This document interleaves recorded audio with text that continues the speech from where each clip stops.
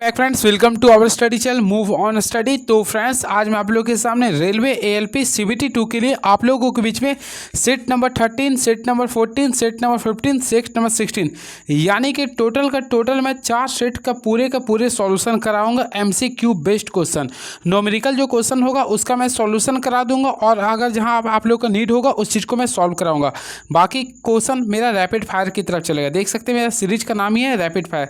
इससे पहले हम लोग हमारे देखे होंगे 1 से 4 का भी अपलोड कर दिए, फिर 4 से 8 अपलोड कर दिए और 8 से 12 अपलोड कर दिए, और अभी मेरा 13 से 16 अपलोड होने जा रहा है। क्लियर है? मैं भी पॉसिबिलिटी कल मैं आप लोगों को पूरे का पूरा सेट को कंप्लीट कर दूंगा, यानी कि 5 पैटर्न में कर दिया हूँ, और लास्ट डे मेरा टारगेट होगा जो प्रीवियस ईयर क्वेश्चन था उसको मैं टारगेट करूँगा। ठीक है, तो चलिए स्टार्ट करता हूँ। First of all question is now. तो फ्रेंड्स फर्स्ट देखिए सेट नंबर 13 स्टार्ट कर रहा हूँ। देखिए इस क्वेश्चन में चलिए, पावर हेक्सा ब्लेड की मोटाई होता है, तो आप लोग याद रखिएगा, मैं डायरेक्टली आप लोग को एमसीक्यू बेस्ड करा रहा हूँ। तो याद रखिए पावर हेक्सा ब्लेड की जो लंबाई होती है उसके लिए वैल्यू याद रखिए 1.27 से लेकर 2.5 सेंटीमीटर होता है। क्लियर है? इस चीज़ को याद रखिएगा। तो option number D is the right answer. एक कुंडली के प्रेरक की गणना करें। देखिए इसमें आप लोग का इंडक्शन निकालना। एक कुंडली के प्रेरक की गणना करें जिसमें धारा 0.2 एम्पियर की धारा 0.4 एम्पियर प्रति सेकंड की दर से बढ़ती है, तो 0.4 वाट का शक्ति प्रवाह क्या होगी। यानी कि friends you have to find the value of power, यानी कि पी का वैल्यू निकालना है आप लोग को। देखिए सबसे पहले आप लोग को क्या करना है, यहाँ पे देखिए करंट दे रहा, तो हम लोग यहाँ पे छाटेंगे दे, तो आई का वैल्यू आप लोग के सामने 0.2 एम्पियर लिख रहा है। क्लियर है? उसके साथ साथ आप लोग देखिएगा करंट जो प्रति दर बह रहा है, तो डी का अगर देखिएगा वैल्यू तो 0.4 एम्पियर लिख रहा है, तो हम लोग लिख दिए 0.4 एम्पियर। क्लियर है? अब क्या करेंगे, देखिए इसमें पी का वैल्यू दे रहा, पी वैल्यू बोले तो आप लोग का पी का वैल्यू जो आप लोग के सामने लिख रहा है 0.4 वाट लिख रहा है। क्लियर है? हम लोग को इंडक्टेंस का वैल्यू निकालना है। सबसे पहले मैं आप लोगों को बताना चाहता हूँ यू का जो वैल्यू होता है हाफ एल, देखिए यू का value half L I square होता है। क्लियर है? और जब भी इस टाइप्स का क्वेश्चन आता है तो आप लोग जो इसको क्या कीजिए, देखिए विथ रिस्पेक्ट टू टी यानी कि डिफरेंटेशन कीजिएगा। तो हम क्या करेंगे, देखिए हाफ है हाफ रहने देंगे, एल एल 2 स्क्वायर का डिफरेंटेशन करेंगे तो ऑलमोस्टली यहाँ 2i/डी होगा। इसके अकॉर्डिंग आप लोग वैल्यू पुट कीजिए। देखिए अब u का वैल्यू ऑलमोस्टली कितना दिया था 0.4, तो मैं यहाँ पे 0.4 कर, देखिए आप लोग सॉल्व करवा रहा हूँ। सबसे पहले u का वैल्यू 0.4 था, तो 0.4 कर दिए, हाफ है हाफ रहने दिए। क्लियर? अब देखिए l का वैल्यू l रहने दिए। अब आई स्क्वायर का था उसका डिफरेंटेशन किए होंगे तो 2 आ गया, तो 2 रहने दिए। क्लियर? अब आई का वैल्यू ऑलमोस्टली वैल्यू दिया था 0.2 ले दिए। अब डी का वैल्यू था 0.4। अब आप लोग इसको सॉल्व कीजिएगा। तो फ्रेंड्स अगर आप लोग सॉल्व करेंगे तो एल का जो वैल्यू आएगा 5 हेनरी आएगा। क्लियर है? तो राइट आंसर आएगा 5 हेनरी। याद रखें इंडक्टेंस का जो यूनिट होता है वो हेनरी होता है। एक डीसी जनरेटर का आर्मेचर 2 परत लैंप कुंडलन है जो 6 सेकेंड स्लॉट के साथ 72 स्लॉट में रखा गया है। आर्मेचर के लिए आवश्यक न्यूनतम दिक् परिवर्तक का बार संख्या क्या होगी। देखिए आप लोगों को मैं बताना चाहता हूँ दिक् परिवर्तक बार की संख्या ज्ञात करने के लिए आप लोगों को कुछ नहीं करना। सबसे पहले स्लॉट, तो टोटल स्लॉट कितना 72 है, कुल चालक कितना था 6 है, अब परत कितना था 2, इसको सॉल्व कर लिए। 2 का टेबल में 6 3 टाइम्स करिए तो आप लोग सॉल्व करिए 216 आ जाएगा। तो राइट आंसर जाएंगे तो 216 आएगा, यानी option number D is the right answer. देखिए आप लोग को बोला एलटी यानी कि लो टेंशन केबल का इंसुलेशन परीक्षण किया था, तो हमेशा याद रखें लो टेंशन केबल का जो परीक्षण किया था वह 1100 वोल्ट में करते हैं। कितना में करते हैं? 1100 वोल्ट में। क्लियर है? चलिए नेक्स्ट क्वेश्चन। इसमें दिए गए विकल्पों में से घरेलू उपकरणों के लिए सबसे प्रयुक्त केबल का प्रकार चुनें। तो ऑप्शन के अकॉर्डिंग चलेंगे तो ऑप्शन नंबर ए को क्लिक करेंगे। गोल लचीला केबल का प्रयोग हम लोग करते हैं घरेलू उपकरणों के लिए। चलिए very next question is now. तो लिख रहा है एल्युमिनियम सोल्डर का गलनांक क्या होता है। ये इंपॉर्टेंट क्वेश्चन है। तो फ्रेंड्स याद रखिए एल्युमिनियम सोल्डर का जो गलनांक होता है वो 170 डिग्री सेल्सियस से लेकर 215 डिग्री सेल्सियस के बीच में होता है, यानी ऑप्शन नंबर डी को क्लिक कर देंगे। 11 kV 500 MVA 3 phase circuit breaker किसी प्रदोष के कारण अचानक बंद हो जाता है, तो रेटेड सिमेट्रिकल ब्रेकिंग करंट होगा। तो फ्रेंड्स इसके लिए अगर हम लोग सॉल्व करेंगे तो सबसे पहले आप लोग को फार्मूला बेस्ड सॉल्व करना पड़ेगा। आप लोग को मैं बताना चाहता हूँ, देखिए आप लोग को ब्रेकिंग कैपेसिटी का फार्मूला याद रखना पड़ेगा। तो देखिए मैं डायरेक्टली लिख रहा हूँ BC के लिए। ठीक है? तो BC का फार्मूला जो होता है सबसे पहले याद रखें √3 कीजिएगा। क्लियर है? फिर V रेटेड कीजिएगा, V रेटेड इंटू आई आप लोगों को करना पड़ेगा सिमेट्रिकल के बारे में। क्लियर है? अब यहाँ पे देखिए ब्रेकिंग का वैल्यू लिखा है 500 मेगा लिख रहा है, तो 500 कर देंगे। ऑलमोस्टली मेगा के लिए वैल्यू लिखा है 10⁻6 कर दिए हैं। अब हम लोग यहाँ पे करेंगे √3। अब देखिए VR का वैल्यू ऑलमोस्टली लिख रहा था कितना 11 था, 11 कर दिए। अब ये किलो में था तो 11 × 10⁻3 कर देंगे। क्लियर है? अब IS निकाल दीजिएगा। तो इसके अकॉर्डिंग आप लोग सॉल्व कीजिए। तो थोड़ा देखिए कॉम्प्लिकेटेड है न्यूमेरिकल, तो इसका वैल्यू निकालिए तो 26 के आ जाएगा। क्लियर है? तो राइट आंसर आएगा 26 के आएगा। तो ऑप्शन के अकॉर्डिंग जाएगा तो ऑप्शन नंबर डी को क्लिक कर दीजिएगा। चलिए एक ज्यावक्रीय उल्टता को E बराबर 550 sin 200 पाई टी से निरूपित किया जाता है। तो आवृत्ति की गणना करना है। जब भी इस टाइप्स का क्वेश्चन आता है फ्रेंड, तो आप लोगों को सिंपल वे में एक चीज़ काम करना पड़े। देखिए ये आप लोगों को दिया है, यहाँ से मैं आप लोगों को ओमेगा टी का वैल्यू निकालना चाहता हूँ। देखिए ओमेगा टी का वैल्यू देखिएगा तो आप लोगों के सामने लिखा है 200, फिर आप लोगों के सामने यहाँ पे लिख रहा है पाई टी, तो मैं यहाँ पे लिख दिया हूँ। आई होप आप लोग क्लियर होगा।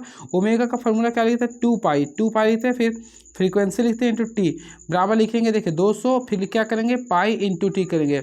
ये पाई को कैंसिल कर दिए, टी को कैंसिल कर दिए, और मोस्टली 2 को भी हम लोग 100 2 ड्रॉप्स करेंगे तो 100 बचेगा। तो एफ का जो वैल्यू बच रहा था कितना बचा था 100 बचा था। तो एफ का जो वैल्यू आएगा आप लोग को 100 हर्ट्स आएगा। क्या आएगा 100 हर्ट्स आएगा। तो ऑप्शन नंबर डी को क्लिक कर देंगे।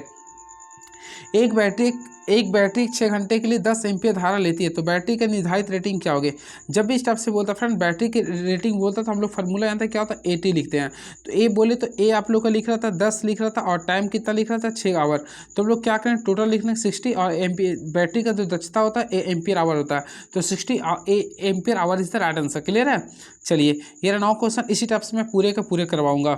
चलिए very next question is now लिखा लीड एसिड बैटरी का नाममात्र सेल वोल्टेज कितना होता है। तो फ्रेंड्स याद रखिए लीड एसिड बैटरी का जो होता है आप लोग के सामने 2 वोल्ट होता है। क्या होता है 2 वोल्ट होता है। क्लियर है, इस चीज़ को याद रखिएगा। चलिए और भी ऐसे अगर इंटरनली पढ़िएगा तो इसका 2.2 वोल्ट होता है, याद रखिएगा। चलिए कौन सा विषम चुंबकीय सामग्री का उदाहरण है।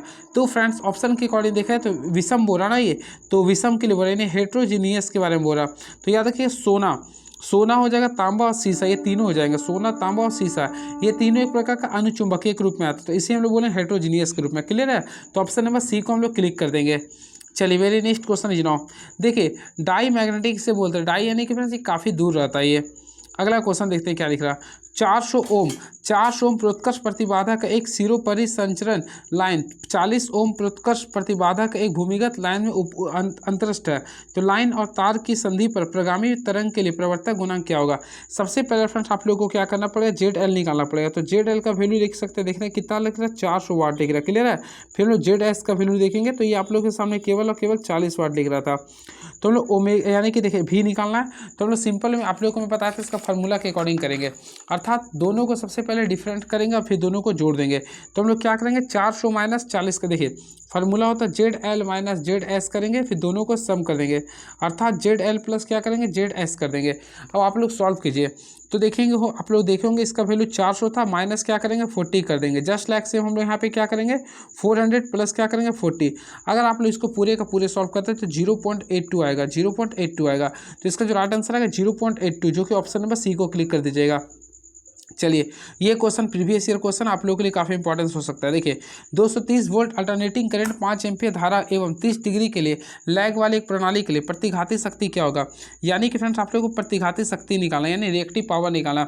ऑलमोस्टली आप लोग पढ़े होंगे प्रतिघाती शक्ति को क्यू से डिनोटेड करते हैं। इसका फॉर्मूला क्या होता है VI sin I होता है, VI sin थीटा होता है या फिर sin फाई लिख सकते हैं।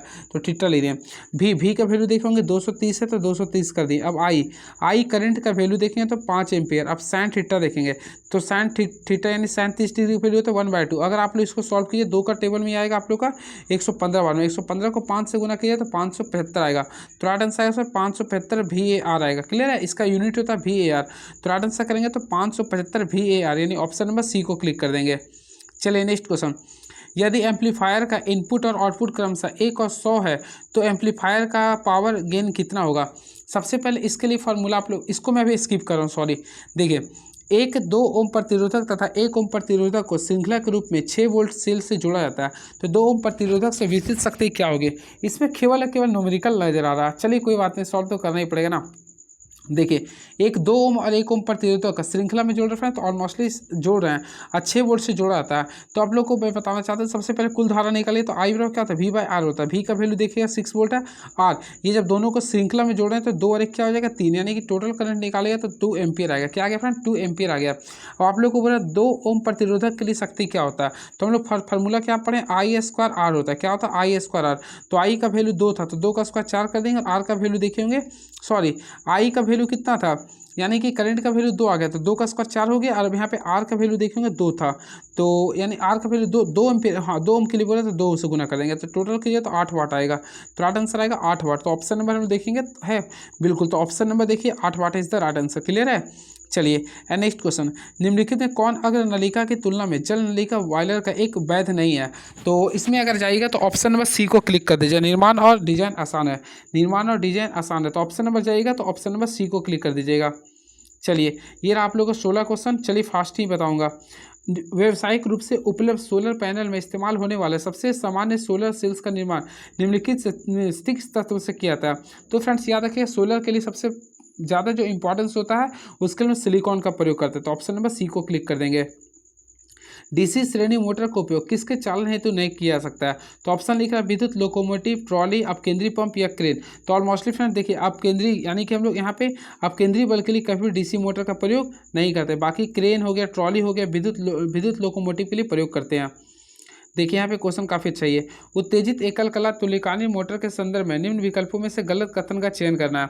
तो इसमें देखिए गलत कथन का चयन करना, देखिए सबसे पहले एकल कला आपूर्ति से प्रचलित होते हैं। ऑलमोस्टली सिंक्रोनस मोटर जो होते हैं एकल कला होता है, सिंगल फेज होते हैं, या सेल्फ स्टार्टिंग होते हैं, बिल्कुल होते हैं, नियत गति पे भी चलता है, ठीक है।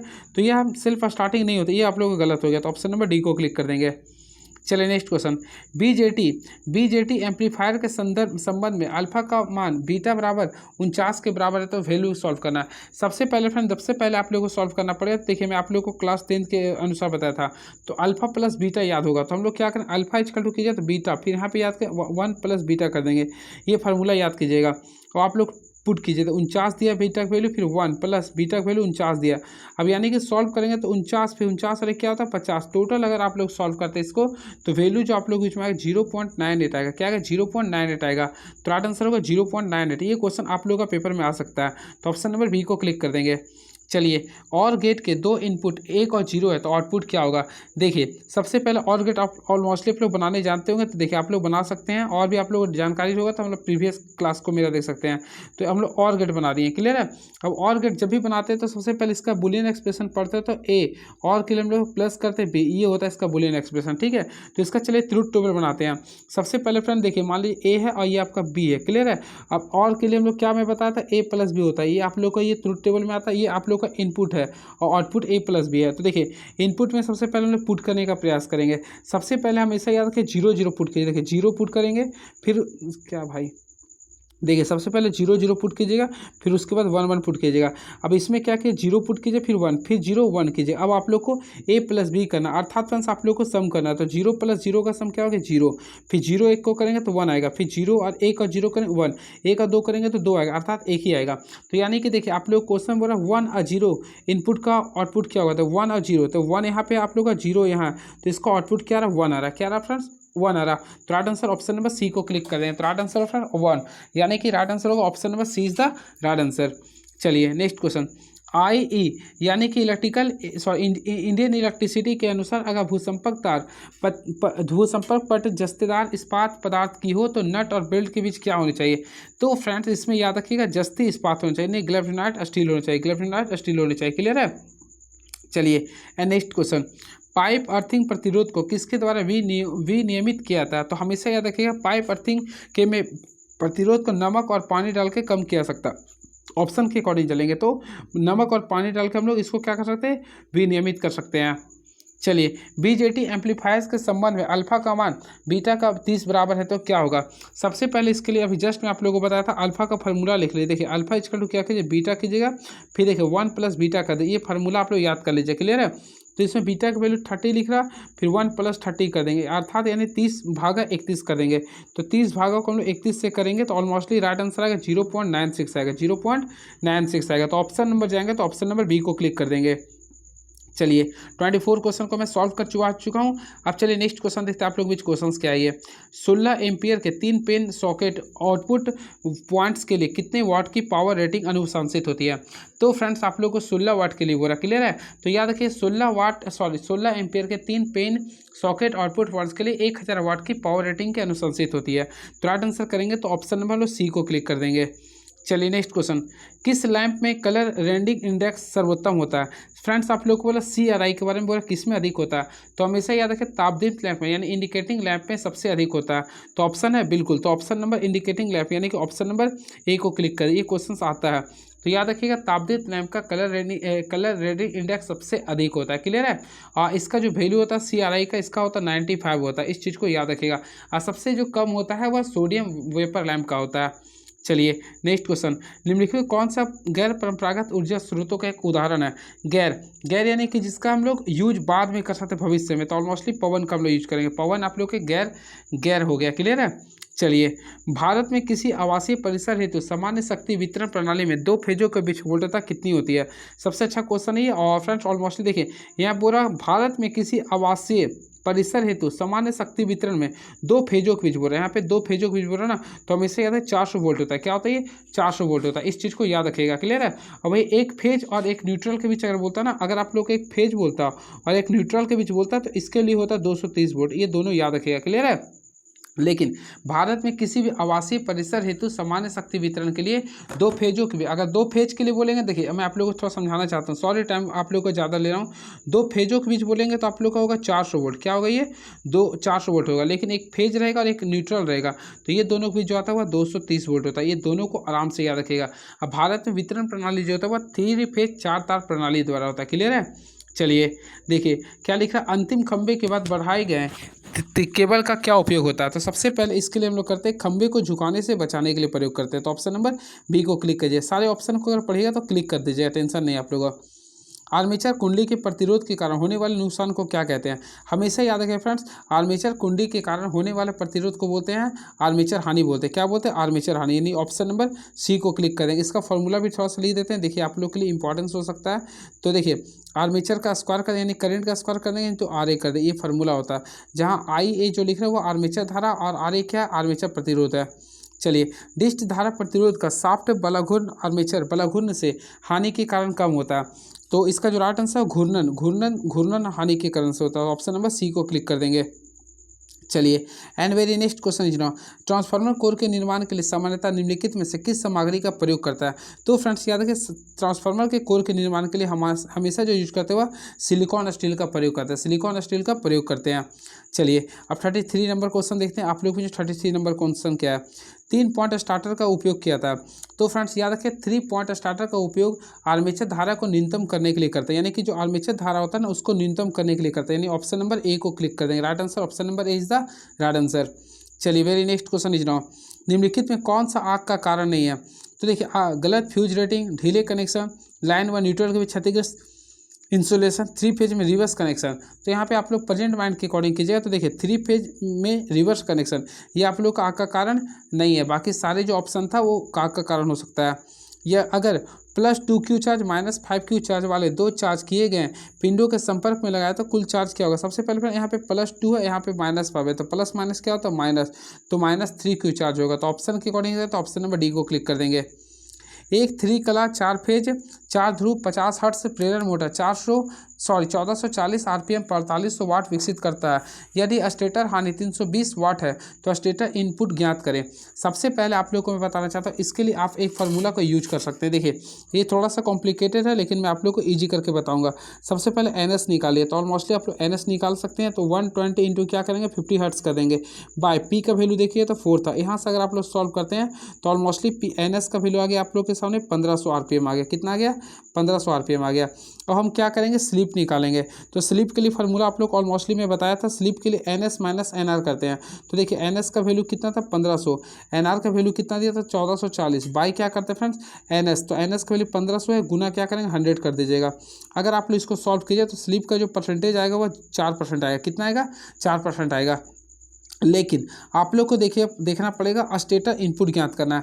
इसके बाद हम लोग क्या करेंगे? देखिए यहाँ पे PG निकालेंगे। क्लियर? इसके अकॉर्डिंग कीजिएगा। तो ये फार्मूला होता है देखिए MPM बाय यहाँ पे कीजिए तो 1 - S होता है। तो यानी इसका वैल्यू अगर देखेंगे तो ये 48 होता। कितना था ये? 48 होता। फिर 1 - 0.04 था ये। अगर आप लोग इसको सॉल्व करते हैं तो टोटल आ रहा आप लोग का 5000 वाट आ रहा। क्लियर है? अब स्टेटर के रूप में निकालना तो देखिए P स्टेटर के रूप में जाते हैं ना, तो हमेशा क्या कीजिए? सबसे पहले PG को कीजिएगा प्लस आप लोगों को क्या करना है? जो स्टेटर लॉस है यानी स्टेटर जो लॉस है उसको ऐड कर दीजिएगा। तो देखिए टोटल पीजी का वैल्यू तो मैं लाया था 5 लाया था, लॉस कितना था 320 का, टोटल को सॉल्व कर सम कर दिया यानी 5320 वाट। इस टाइप्स का क्वेश्चन अगर पेपर में आता है तो आप लोग स्किप ही कर दीजिए, बेटर ऑप्शन होता है। चलिए नेक्स्ट क्वेश्चन, दिए गए चित्र में निम्नलिखित में से कौन सा हैंड टूल दर्शाएगा। ये तो आप लोग देखते हुए होगा। तो फ्रेंड्स इसे क्या कहते हैं, आप लोग जानते हैं, इसे रिंच बोलते हैं। क्या बोलते हैं, रिंच बोलते हैं। तो ऑप्शन नंबर बी को क्लिक कर देंगे। चलिए, एक डीसी शंट मोटर पर भार बढ़ जाए तो गति में कमी का प्राथमिक कारण क्या होगा। तो फ्रेंड्स इसमें याद रखिएगा, यदि डीसी शंट मोटर पर भार बढ़ाया जाए तो गति थोड़ा सा कम हो जाता है। क्या होता है, थोड़ा सा कम हो जाता है। तो कम होने की वजह से क्या होगा, इसका ईएमएफ में कमी होगा, फर्स्ट ईएमएफ में कमी होगा। तो ऑप्शन नंबर ए को क्लिक कर देंगे। चलिए, निम्नलिखित कौन सा विद्युत का कमजोर चालक है। तो यहाँ पे देखना पड़ेगा विद्युत का कमजोर चालक कौन है। तो ऑप्शन के अकॉर्डिंग चलिए तो प्लास्टिक सबसे कमजोर चालक हो गया। चलिए, very next question is now. तो नेक्स्ट क्वेश्चन आप लोगों के सामने ये रहा, टर्मिनल्स बनाने के लिए साधारणतः किस आधार पदार्थ का इस्तेमाल किया था। तो फ्रेंड्स याद रखिए, जब भी टर्मिनल्स को बनाते हैं ना तो जिसका आधार का प्रयोग करते हैं उसने बोलते हैं तांबा, यानी तांबा के आधार का प्रयोग करते हैं। तो ऑप्शन नंबर डी को क्लिक कर देंगे। सोल्डरिंग के भराव धातु का गलन बिंदु क्या होता है। ये काफ़ी अच्छा क्वेश्चन है, मे भी पॉसिबिलिटी आप लोगों के पेपर में नहीं आएगा। तो फ्रेंड्स याद रखिएगा, सोल्डरिंग के भराव धातु का जो गलन बिंदु होता है वह 420 डिग्री सेल्सियस के नीचे होता है। अब आ चुका, फिर देखिए मैथ्स का क्वेश्चन आ गया। तो ये क्वेश्चन लिख रहा है 0.5 मीटर लंबा एक चालक 30 मीटर प्रति सेकेंड वेग से 2t घनत्व के एक समान चुंबकीय क्षेत्र में संचालित है। गति की दिशा क्षेत्र के लंबवत होने पर चालक में प्रेरित वोल्टता की गणना करना। जब भी स्टेप्स का क्वेश्चन आएगा फ्रेंड तो आप लोग ई का वैल्यू निकालना। क्लियर है। तो हम लोग जानते हैं फार्मूला, आप लोग को पढ़े होंगे लॉरेंस फार्मूला के अनुसार। तो क्या लिखते हैं, बी लिखते हैं, एल लिखते हैं, फिर भी लिखते हैं, B L B sine theta लिखते हैं। ये फार्मूला का यूज कीजिए। तो देखिए बी का वैल्यू अगर आप लोग देखिए तो टोटल घनत्व कितना लिखा था 2, तो मैं 2 लिख दिया हूँ। लंबाई कितना था 0.5 था। अभी भी का वैल्यू कितना लिख रहा था, यानी कि 30 मीटर पर सेकंड था। अब साइन थीटा, तो लंबवत में क्या साइन 90 लेते तो उसका वैल्यू 1 होता है। अगर आप इसको सॉल्व कीजिएगा तो 30 वोल्ट आ जाएगा। क्या आ जाएगा, 30 वोल्ट। तो राइट आंसर आएगा 30 वोल्ट। तो ऑप्शन के अकॉर्डिंग जाएगा तो 30 वोल्ट, यानी option number D is the right answer. यदि एक प्रतिरोधक के 3 रंग बैंड्स पीले, बैगनी और ब्राउन है तो प्रतिरोधक का मान क्या होगा। सबसे पहले फ्रेंड इसके लिए आप लोग को याद करना पड़ेगा। देखिए इस चीज़ को याद कीजिए आप लोग। सबसे पहले बोलिए Bibi Roy Great Britain, Bibi Roy Great Britain very good wife. हर वाइफ चाहती है उसके पास क्या, सोना और चांदी। देखिए हर वाइफ चाहती है, हर वाइफ क्या चाहती है, उसके पास सोना और चांदी। अब आप लोग इसके अकॉर्डिंग याद कर सकते हैं। अब देखिए सबसे पहले आप लोगों को नंबरिंग करना होगा। तो नंबरिंग करने के लिए आप लोग यहाँ से स्टार्ट किए 0 1, फिर क्या कि 2 3, यहाँ पे 4, यहाँ पे 5 6 करेंगे, फिर 7 करेंगे, 8 9। इसको हम लोग टॉलरेंस में लिखते हैं। तो 5 का टॉलरेंस होता है 5% होता है, और चांदी के लिए 10% लेता है, 9 कलर के लिए 20 लेता है। क्लियर है। तो आप लोग को बनाना होगा। देखिए मैं बनाता हूँ अगले, यानी कि ग्रीन कलर का यूज करता हूँ। पहला बोल रहा था आप लोग पीले के लिए, तो ऑलमोस्टली फिर पीले के लिए क्या शो कर रहा है, 4 लिख रहा। तो हम लोग आगे सबसे पहले 4 लिख देंगे। फिर आप लोग को बैगनी रखा था, बैगनी के लिए 7 लिख देंगे। क्लियर है। इसके बाद हम लिखते हैं गुणक का वैल्यू लिखते हैं। तो आप लोग को ब्राउन लिख रहा।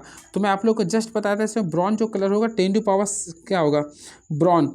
तो पहला था आप लोगों का ब्राउन ही होता है। तो पहला अगर इसमें देखिए ब्राउन के लिए बोला ना ये, तो फ्रेंड्स ब्राउन के लिए अगर आप लोग कीजिए तो ब्राउन के लिए जो होता है 10 टू पावर 1 हो जाएगा, क्योंकि पहला ब्लैक होता है फिर ब्राउन होता है।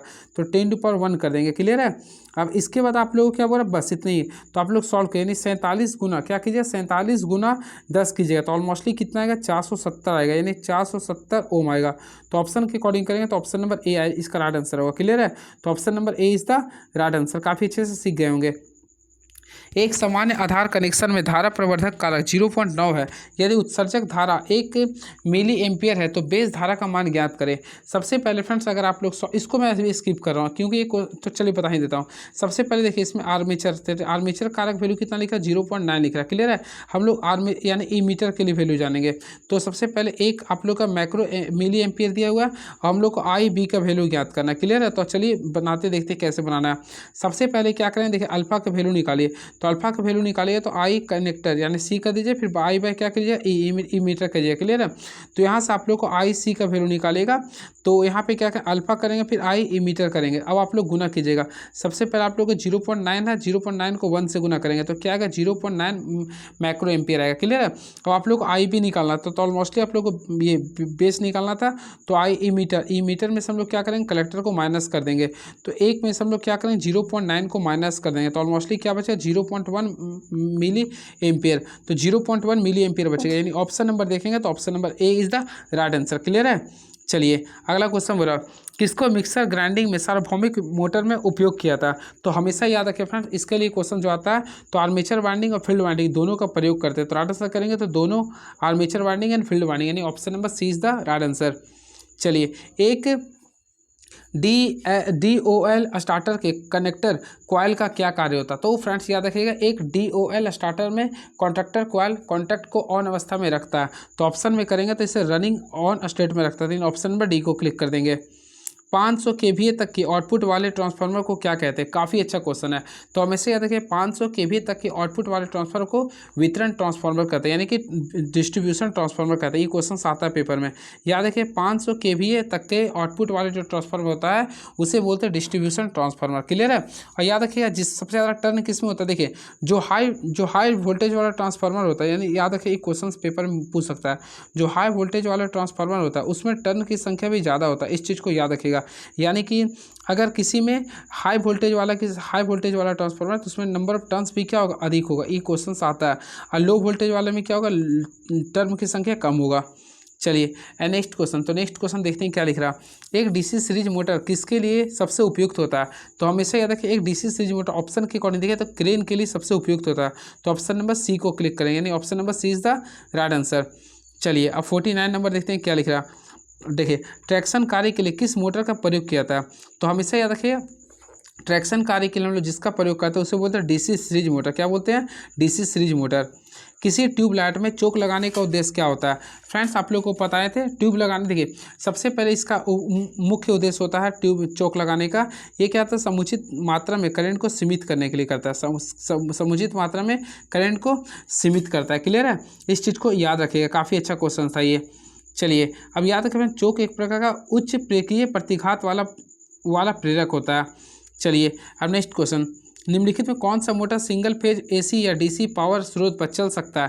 तो हमेशा याद है कौन सा पावर सिंगल मोटर जो एसी या डीसी पर चल सकता है। तो इसके अनुसार चलिएगा 51 का जो राइट आंसर होगा यूनिवर्सल मोटर। याद रखिएगा universal motor single phase AC या डीसी पावर स्रोत पर चल सकता है। क्लियर है। चलिए and next question is now, एक चक्र में किसी एसी के ईएमएफ या विद्युत धारा के सर्वोच्च मान को कहा जाता है। तो याद रखिए अल्टरनेटिंग करंट के सर्वोच्च मान को क्या बोलते हैं, पीक वैल्यू बोलते हैं। क्या बोलते हैं, पीक वैल्यू बोलते हैं।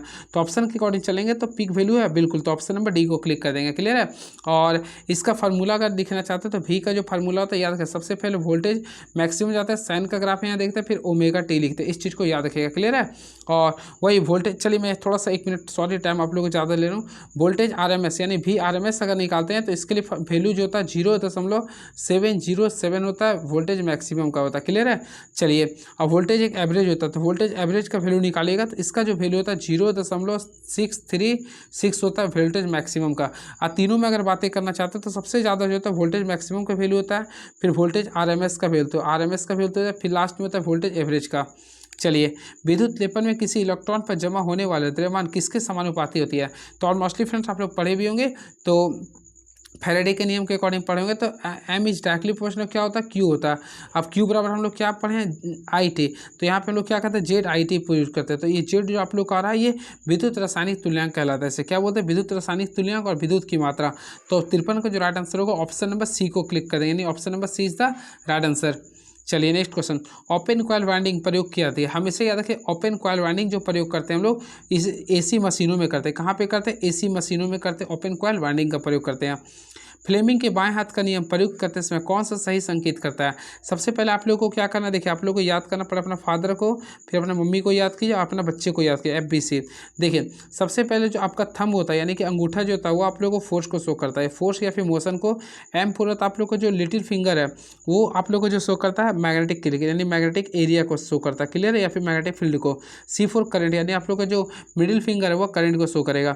तो इसके अकॉर्डिंग कीजिए तो 55 का जो राइट आंसर आएगा ऑप्शन नंबर सी को देख लीजिए, आप लोगों का सेम लिख रहा है। क्लियर है, तो option number C is the right answer. चलिए यहाँ तक हो चुका है, जल्दी मैं करवा देता हूँ ताकि आप लोगों को बढ़िया रहे। चलिए आप लोग कमेंट बॉक्स में लिखिए आप लोगों को क्या दिक्कत हो रहा है या फिर कहाँ प्रॉब्लम हो रहा था, या कैसा लगा। निम्नलिखित में कौन सा भाग रोटर का भाग नहीं है। तो फ्रेंड लिख रहा है कोर, स्लिप रिंग, सॉफ्ट या फ्रेम। तो ऑप्शन के अकॉर्डिंग देखिएगा तो हम लोग जानते हैं, देखिए कोर, स्लिप रिंग और सॉफ्ट एक रोटर का भाग होता है, लेकिन फ्रेम कभी भी इसका पार्ट्स नहीं होता। तो ऑप्शन नंबर डी को क्लिक कर देंगे। चलिए आगे फिर न्यूमेरिकल क्वेश्चन देखिए, 4 ओम, 6 ओम और 10 ओम के प्रतिरोध श्रेणी क्रम में जोड़े जाते हैं तो उन्हें 200 वोल्ट की आपूर्ति की जाती है, तो 4 ओम के प्रतिरोध पर वोल्टता प्राप्त करें। सबसे पहले हम लोग देखेंगे 3 ओम है, 4 ओम, 6 ओम और 10 ओम, इसको किस क्रम में जोड़ रहे हैं, श्रेणी क्रम में। तो हम लोग क्या करें, टोटल इक्विवेलेंट रेजिस्टेंस निकालेगा तो जोड़ दीजिए, 4 + 6 + 10 करेंगे, यानी 4 6 10 10 10 20 हो गया, यानी कि टोटल देखिएगा तो 20 ओम आ गया। क्लियर है।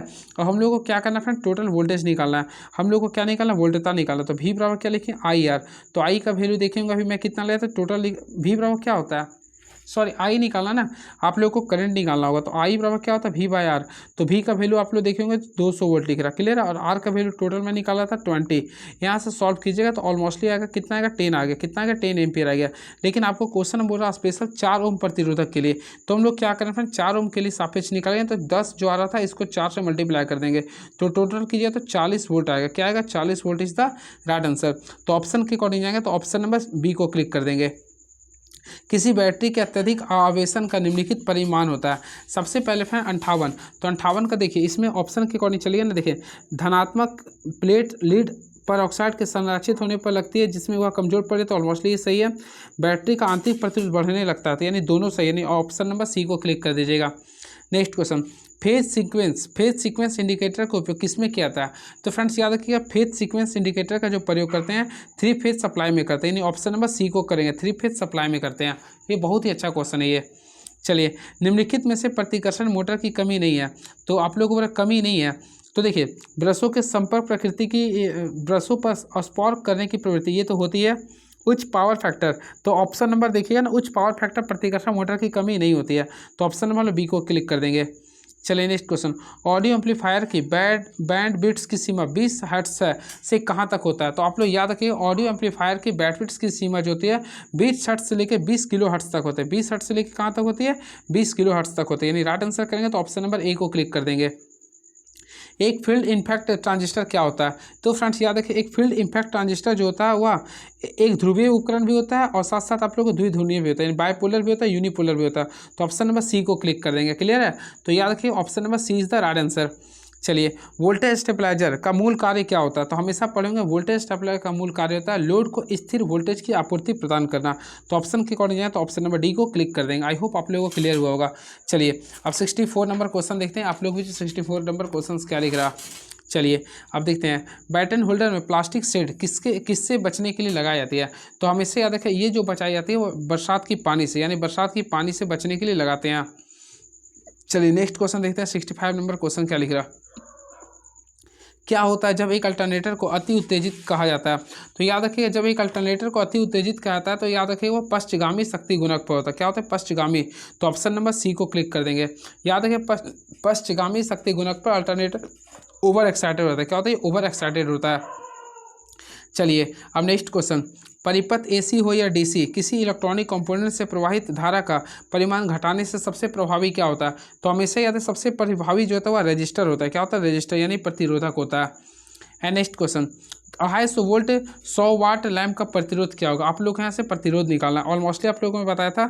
सबसे पहले आर का फार्मूला निकालेगा, तो आर का फार्मूला था V²/P होता है, क्योंकि आप लोग पढ़े होंगे पी के अनुसार। तो पी का फार्मूला था V²/R, तो आर का निकाले तो V²/R होगा ना। तो यहाँ पे देखिए, आर भी का वैल्यू लिखा 250 वोल्ट, तो 250 को 2 बार गुना करेंगे, यानी 250 गुना 250 कर देंगे, बाय पी का वैल्यू देखेंगे तो 100 वाट है। तो इसको सॉल्व किया तो 625 वाट ओम हमारा 625 ओम होगा, यानी ऑप्शन के अकॉर्डिंग जा रही है तो 625 ओम, यानी ऑप्शन नंबर सी को क्लिक कर देंगे। एक परिपथ के निम्नलिखित गुणों में से कौन सा परिपथ के वोल्टेज में परिवर्तन का विरोध करता है। हमेशा याद रखें फ्रेंड्स, परिपथ का जो विरोध करता है उसे बोलते हैं कैपेसिटेंस बोलते हैं। क्या बोलते हैं, कैपेसिटेंस बोलते हैं, यानी option number B is the right answer. चलिए, यदि एक 2 फैराड संधारित्र के पास 1 कूलम आवेश है तो उसके टर्मिनल में वोल्टेज क्या गणना करना है। सबसे पहले आप लोगों को वोल्टेज का टर्मिनल का गणना करना है। तो हम लोग जानते हैं, देखिए ऑलमोस्टली मैं आप लोगों को बताया था। सबसे पहले फार्मूला निकालिए, यहाँ पे देखिए क्यू का वैल्यू लिख रहा 1 कूलम लिख रहा, उसके साथ साथ सी यानी कि कैपेसिटेंस का वैल्यू लिख रहा 2 फैराड लिख रहा। ऑलमोस्टली आप लोग पढ़ेंगे, सी का फार्मूला क्या होता है, Q/V होता है। क्लियर है। तो यहाँ से आप लोग V का वैल्यू निकाल लीजिए, तो V का निकालिए तो Q/, क्या होगा, C होगा। अब इसी के अकॉर्डिंग निकालिए, तो Q का वैल्यू लिख रहा 1, C का वैल्यू 2 है, यानी कि 0.5 आएगा, 0.5 आएगा और वोल्ट आएगा। तो ऑप्शन के अकॉर्डिंग आएगा तो ऑप्शन नंबर ए को क्लिक करें, यानी 0.5 volt is the right answer. चलिए, अल्टरनेटर की दक्षता बढ़ने पर हमेशा बढ़ती है, तो हमेशा याद रखिएगा अल्टरनेटर की दक्षता इसकी शक्ति के बढ़ने पर बढ़ती है। तो राइट आंसर करेंगे तो ऑप्शन नंबर बी को क्लिक कर देंगे, यानी option number B is the right answer. चलिए नेक्स्ट क्वेश्चन, दो प्रतिरोधक R1 तथा R2 विद्युत स्रोत से समांतर क्रम में जुड़े हैं। R1 का मान R2 से 4 गुना है, R1 का मान R2 से 4 गुना है, तो R1 से कितनी विद्युत धारा प्रवाहित होगी। सबसे पहले फ्रेंड्स अगर इसको सॉल्व करना चाहते हैं तो आप लोग को एक वर्क करना पड़ेगा। इसके लिए आप लोग देखिएगा तो ये क्या हो जाएगा, 1/4 हो जाएगा। ऑलमोस्टली आप लोग पढ़े भी होंगे, तो देखिए राइट आंसर होगा 1/4 है, बिल्कुल हाँ, क्योंकि आप लोग जानते हैं करंट जो होता है, current is inversely proportional to their applied resistance होता है, तो इसके अनुसार क्या कीजिए, एक R2 का 1/4 हो जाएगा। क्लियर है। चलिए, तो ऑप्शन नंबर डी को क्लिक कर दीजिएगा। जब मशीन की इनपुट में एसी होती है और आउटपुट में डीसी होती है तो मशीन को क्या कहते हैं। हमेशा याद रखें, जब मशीन की इनपुट एसी होती है और आउटपुट डीसी होती है तो मशीन को रोटरी कन्वर्टर कहते हैं। क्या बोलते हैं, रोटरी कन्वर्टर। तो ऑप्शन नंबर बी को क्लिक कर देंगे। चलिए नेक्स्ट क्वेश्चन, एक तुल्यकालीन मोटर में शुरुआती टॉर्क प्रदान करने और चाल ढोलन के प्रभाव को रोकने के लिए किसका प्रयोग करते हैं। तो हमेशा याद रखें इसका राइट आंसर होगा डैम्पर वाइंडिंग। किसका प्रयोग करते हैं, डैम्पर वाइंडिंग का। 73, दिए गए आउटपुट और चाल के लिए 220 वोल्ट 50 हर्ट्ज की आपूर्ति की तुलना में एक सर्व विद्युत मोटर की आवश्यकता होगी जो सही है। तो फ्रेंड इसके लिए बनाइएगा तो आप लोगों के सामने निम्न आवृत्ति और निम्न वोल्टेज होता है, ये प्रीवियस ईयर क्वेश्चन था। क्लियर है। तो 220 जो वोल्ट होता है ये लो वोल्टेज कर रहा है, ये आप लोगों को लो फ्रीक्वेंसी का अनुसार चल रहा है। एक ऑटो ट्रांसफार्मर होती है, तो सबसे पहले याद रखें एक ऑटो ट्रांसफार्मर एक परिवर्तनीय आउटपुट वोल्टेज ट्रांसफार्मर होता है, यानी एक परिवर्तनीय आउटपुट वोल्टेज ट्रांसफार्मर होता है। तो ऑप्शन नंबर डी को क्लिक कर देंगे। इसके साथ साथ याद रखिएगा एक ऑटो ट्रांसफार्मर में केवल और केवल एकल वाइंडिंग होता है। ये क्वेश्चन पूछता है इसमें कितना वाइंडिंग होता है, एकल वाइंडिंग होता है। क्लियर, इस चीज़ को भी आप लोग को याद रखिएगा। और इसके साथ साथ याद रखें इसमें यह सेल्फ इंडक्शन के सिद्धांत पर कार्य करता है। क्लियर है। चलिए, यहाँ तक आप लोगों को 75 क्वेश्चन करवा चुके हैं। चलिए, कहीं अगर आप लोग को कन्फ्यूजन होगा तो आप लोग ऑप्शन भी देख सकते हैं। चलिए, अब सेट नंबर 14 स्टार्ट कर रहा हूँ। सेट नंबर 14 में जस्ट लाइक सेम जो मैं बताया हूँ उसी प्रकार बता दूंगा। क्लियर है। चलिए, क्योंकि मुझे मेरे टारगेट को पूरा अचीव करवाना आप लोग के बीच में। छोटे कार्य में काटने, मरोड़ने और पकड़ने और जकड़ने के लिए फ्रेंड्स आप लोगों को मैं बताना चाहता हूँ, अगर आप लोगों को पीडीएफ का नीड होगा ना तो आप लोग कुछ मत कीजिए, मेरे चैनल पे आके आप लोग इसे डाउनलोड कर सकते हैं। क्लियर है। आप लोग सागर कुमार चैनल पे आके आप लोग लोड कर सकते हैं। ठीक है। चलिए, और भी अगर व्हाट्सअप में अगर आप लोग को पीडीएफ चाहिए होगा तो आप लोग लिख सकते हैं 6200654742। इस नंबर पर आप लोग व्हाट्सअप कीजिएगा, मैं आप लोग को भेज दूंगा। ठीक है। चलिए नेक्स्ट क्वेश्चन, छोटे कार्य में काटने, मरोड़ने, पकड़ने और जकड़ने के लिए कौन सा उपकरण का उपयोग करते हैं। तो फ्रेंड्स याद रखें छोटे कार्य को काटने, मरोड़ने, पकड़ने के लिए हम लोग कॉम्बिनेशन प्लेयर्स का प्रयोग करते हैं। तो ऑप्शन नंबर बी को क्लिक कर देंगे। एक अवरोधक पर चांदी वाली पट्टी के लिए सहनशीलता क्या होती है। मैं आप लोग को हमेशा बोला था हर बीबी चाहती है उसके पास क्या, सोना चांदी हो। तो सोना और चांदी हो, देखिए मैं आप लोग को ट्रिक पढ़ाई था ना इसके पहले, देखेंगे सोना चांदी चाहती है। तो सोना के लिए हमेशा होता है +-5% होता है और चांदी के लिए होता है +-10% होता है, और कोई कलर के लिए ना +-20% होता है। अब देखिए चांदी के लिए बोलता है +-10% लेंगे, प्लस माइनस लिखना जरूरी होती है। तो फ्रेंड +-10% ऑप्शन नंबर डी को क्लिक कर देंगे। क्लियर है। याद रखिएगा। और सोने के लिए बोलता था +-5%, आपको नो कलर के लिए बोलता है तो 20% इसका टॉलरेंस होता है। वही फ्रेंड्स अगर आर का फार्मूला बोलता है तो आर के लिए मैं लिख देता हूँ, लास्ट टाइम लिख रहा हूँ फिर नहीं लिखूंगा। इसके लिए लिखते हैं आगे ए बी लिखते हैं, दोनों का डिस्टेंस करते हैं, फिर 10 का पावर सी लिखते हैं, गुणक करते हैं, या +- टॉलरेंस लिखते हैं। क्लियर है।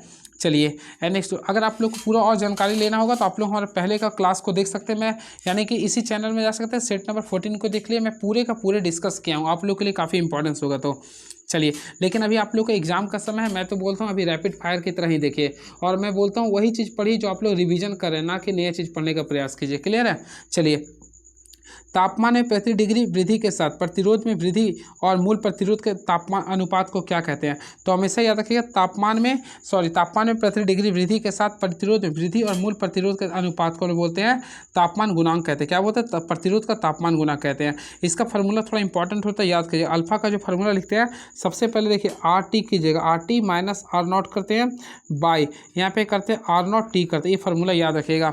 चलिए अगला क्वेश्चन देखते हैं क्या लिख रहा है ये। एक 11 kV वाले केबल के लिए वांछित खाई क्या होती है।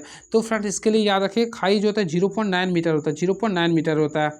एल्युमिनियम केबल को बस बार से जोड़ने के लिए उपयोग किए जाने वाले लग के प्रकार की पहचान करें।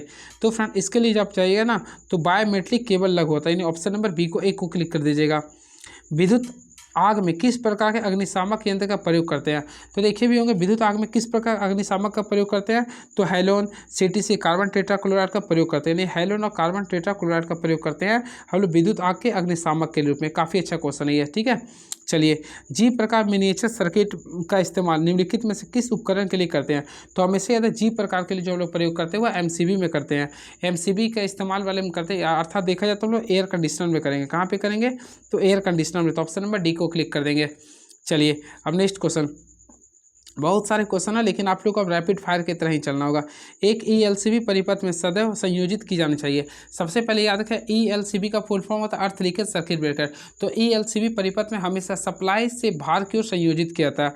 सप्लाई से भार की ओर, तो ऑप्शन है सप्लाई से भार की ओर नहीं है, तो ऑप्शन नंबर बी को क्लिक करें, आपूर्ति से भार ऊर्जा मीटर, यानी ऑप्शन नंबर बी को क्लिक कर देंगे। चलिए, एक बैटरी जिसका आवेश डिस्चार्ज होने के बाद पुनः प्राप्त किया जा सकता है उसको क्या बोलते हैं? जिसे पुनः प्राप्त कर सकते हैं उससे ऑलमोस्टली क्या बोलेंगे? सेकेंडरी सेल बोलेंगे, यानी ऑप्शन नंबर सी को क्लिक कर देंगे। देखिए, स्थिर धारा प्रणाली की तुलना में स्थिर वोल्टेज प्रणाली में चार्जिंग के लिए आवश्यक समय क्या होती है? तो फ्रेंड इसके लिए याद रखिएगा, घटाकर लगभग आधा रह जाता है, घटकर लगभग आधा रह जाता है। चलिए, अस्थायी चुंबक बनाने के लिए किसका उपयोग करते हैं? हमेशा याद रखें फ्रेंड, अस्थायी चुंबक बनाने के लिए लोग कार्बन इस्पात का प्रयोग करते हैं, यानी राइट आंसर करेंगे तो option number D is the right answer. निम्नलिखित दो हानियों में से किसे एक साथ कोर हानि कहा जाता है? तो देखिए, कोर हानि हम लोग किसे कहते हैं? तो ऑलमोस्ट आप लोग पढ़ेंगे eddy current loss and hysteresis loss. तो ऑप्शन नंबर सी को क्लिक करें, यानी option number C is the right answer. वास्तविक शक्ति ज्ञात करने के लिए आभासी शक्ति को किससे गुना करते हैं? तो इसके लिए अगर आप लोग फार्मूला पढ़े होंगे तो देखिए, आप लोग पढ़े होंगे वास्तविक शक्ति, यानी कि देखिए इसका यूनिट होता है किलोवाट। तो इसके लिए हम लोग क्या करते हैं? सबसे पहले केवीए गुना क्या करते हैं? कॉस फाई करते हैं। कॉस फाई यानी कि शक्ति गुणांक से गुना करेंगे। तो ऑप्शन नंबर डी को क्लिक कर देंगे। तो याद रखिए, वास्तविक शक्ति को ज्ञात करने के लिए आभासी शक्ति को, देखिए ये आप लोग को वास्तविक शक्ति यानी किलोवाट हो गया, और किलो वोल्ट एम्पियर आप लोग का था आभासी शक्ति, तो हम लोग फेज करंट से यानी पावर फैक्टर से मल्टीप्लाई करते हैं। सॉरी, अभी मैं केवल रिवीजन कर रहा हूँ, इसलिए सब फार्मूला मैं नहीं बताऊँगा।